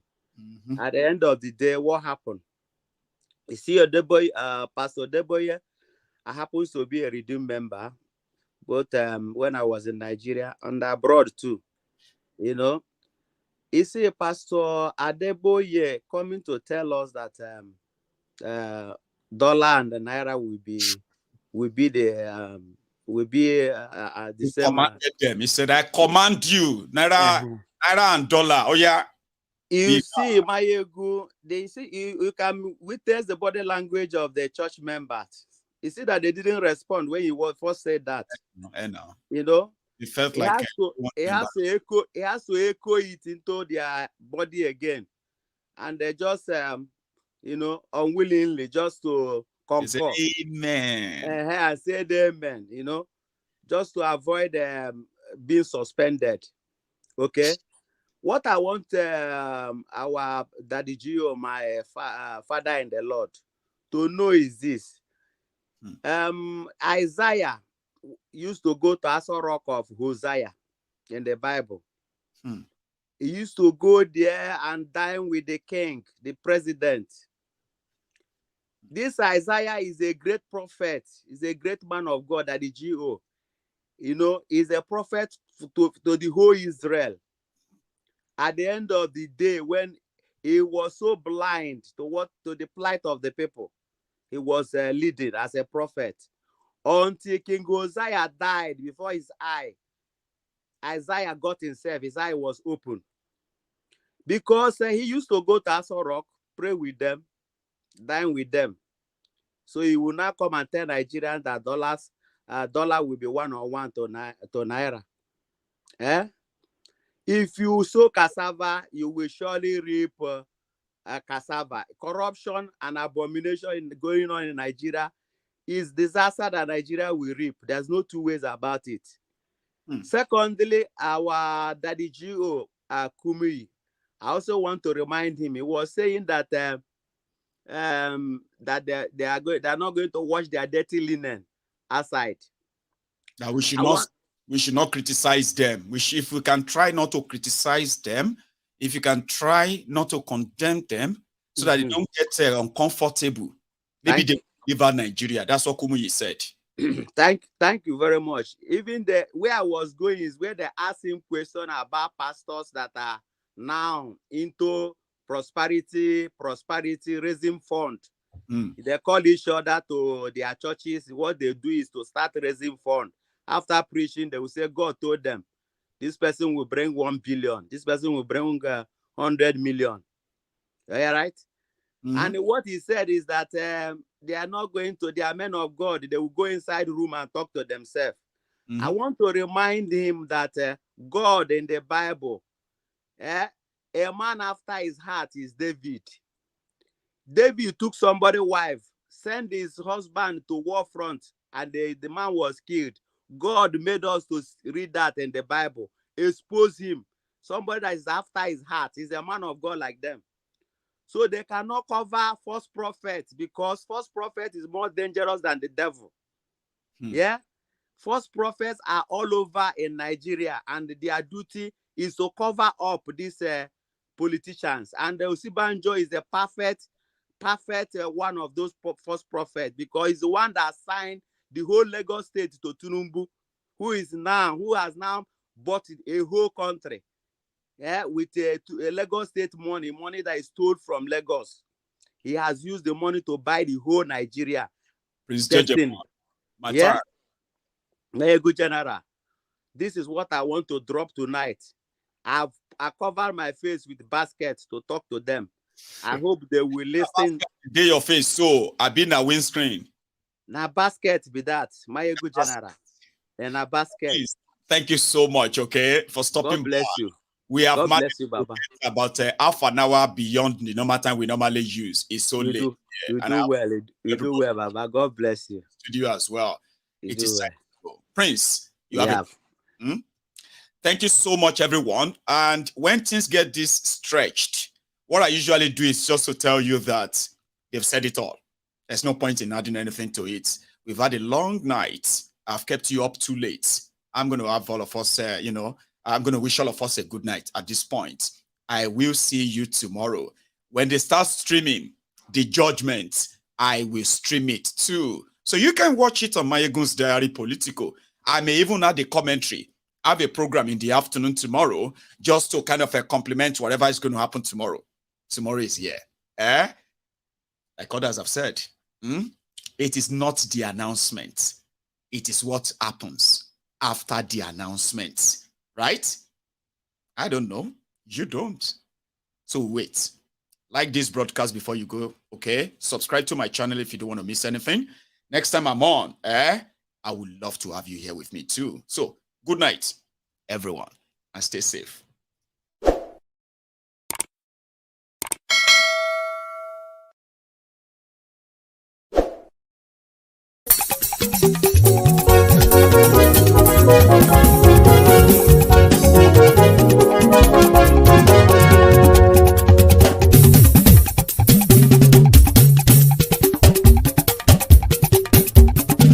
Mayegun làwa mọ̀ làmọ̀ tó dòdòdò. Mayegun Diary Mayegun number one. Mayegun làwa mọ̀ làmọ̀ tó dòdòdò. Mayegun Diary Mayegun number one. Mayegun ti dé o ọ̀rẹ́ ara ìlú. Mayegun Diary Mayegun number one. Lórí Facebook lórí YouTube. Mayegun Diary Mayegun number one. Gbogbo bó ṣe ń lọ ni Mayegun já wa sí. Mayegun Diary Mayegun number one. Àṣírí ọ̀jẹ̀lú kì í bò níbẹ̀ o. Mayegun Diary Mayegun number one.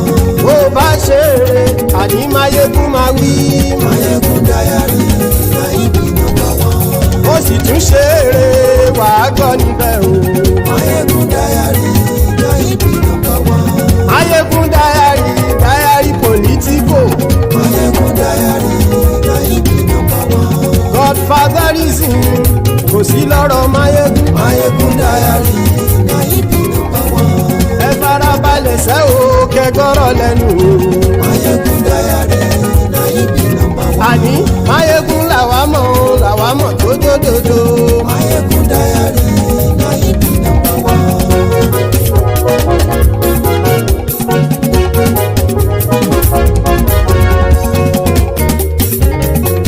Àní ẹ̀sùn ràkì. Mayegun ti dé.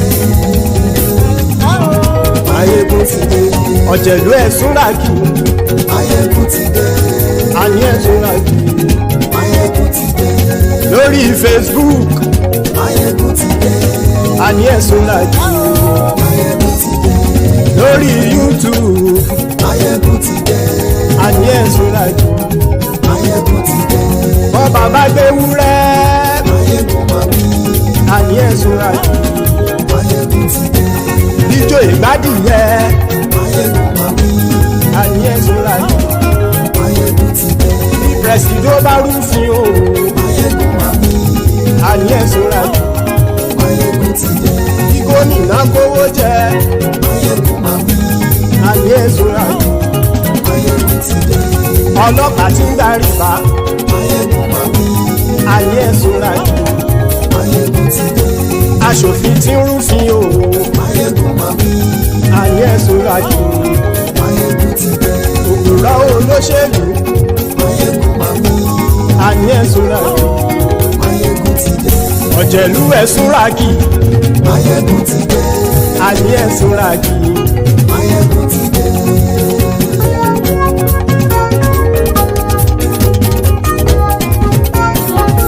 Mayegun ti dé. Gbogbo ọ̀jẹ̀lú ẹ̀sùn ràkì. Mayegun ti dé. Gbogbo ọ̀jẹ̀lú ẹ̀sùn ràkì. Ṣùgbọ́n ní bá ti ṣe èyí tó yẹ kí wọ́n ṣe, ọmọ bá dèrò ní fi wọ́n níran o. Mayegun ti dé. Gbogbo ọ̀jẹ̀lú ẹ̀sùn ràkì. Mayegun ti dé. Gbogbo ọ̀jẹ̀lú ẹ̀sùn ràkì. Ṣùgbọ́n ní bá ti ṣe èyí tó yẹ kí wọ́n ṣe, ọmọ bá dèrò ní fi wọ́n níran. wọ́n fowó bẹ́ẹ̀ o Máyégún ó sọ pé wọ́n ò bẹ́ẹ̀ wọ́n fowó bẹ́ẹ̀ Máyégún ó sọ pé wọ́n ò bẹ́ẹ̀ oníkan ṣáàtì ṣe èyí tó yẹ kí wọ́n ṣe fáwọn ará ìlú tó gbé wọn débẹ̀ o àyè. Máyégún ti dé gbogbo ọ̀jẹ̀lú ẹ̀ súnra kì Máyégún ti dé gbogbo ọ̀jẹ̀lú ẹ̀ súnra kì ṣùgbọ́n ní bá ti ṣe yìí tó yẹ kí wọ́n ṣe ọmọ bá dẹ́rọ̀ ò ní fi wọ́n níran. Kì máa yí ṣeré ọ̀rọ̀ yìí kì í ṣẹ̀fẹ̀ kì máa yí ṣeré ọ̀rọ̀ yìí kì í ṣẹ̀fẹ̀ ẹni bá ti lè lẹ́bọ̀ lẹ́rù o ọmọ bá dèrò kàṣàyè tú wọn síta. Máyégún ti dé gbogbo ọ̀jẹ̀lú ẹ̀ súnra kì Máyégún ti dé gbogbo ọ̀jẹ̀lú ẹ̀ súnra kì ṣùgbọ́n ní bá ti ṣe yìí tó yẹ kí wọ́n ṣe ọmọ bá dẹ́rọ̀ ò ní fi wọ́n níran. tẹnitẹni ọmọ Máyégún ọ̀rẹ́ ara ìlú mọ̀mọ́ ni mo fọlọ́run ṣọ́ ẹ̀ bá kìlẹ́bù lóòótọ́ olódodo ìlú ọ̀tá ìlú mọ̀mọ́ ni ìwọ ṣá máa ń ṣọ́ra kò sì mọ́ bẹ̀rù bọ́tà ń lérí bóníṣègùn lé káwọn mọ̀mọ́ fi ṣera wọn ni ó ti dẹrùn tí wọn ò gbọ́dọ̀ sì mọ́ bẹ̀. èèpo ọ̀gọ̀lọ́mọ bá dérò tàjẹ́ ò gbọ́dọ̀ jẹ́ ó ti dọba lórí àbínú ẹni kò sì mọ́ bùyà àìsíwọ́lú ní ẹnìkẹ́ ìgbódì ẹyin lábàrá o ó kó ẹni tó bá dán o àkàmù. Máyégún ti dé gbogbo ọ̀jẹ̀lú ẹ̀ túnra kì Máyégún ti dé gbogbo ọ̀jẹ̀lú ẹ̀ túnra kì o ẹni bá ti ṣe yìí tó yẹ kí wọ́n ṣe ọmọ bá dèrò òní fi wọ́n níran o. Máyégún ti dé gbogbo ọ̀jẹ̀lú ẹ̀ súnra kì Máyégún ti dé gbogbo ọ̀jẹ̀lú ẹ̀ súnra kì ṣùgbọ́n ní bá ti ṣe yìí tó yẹ kí wọ́n ṣe ọmọ bá dẹ́rọ̀ ò ní fi wọ́n níran.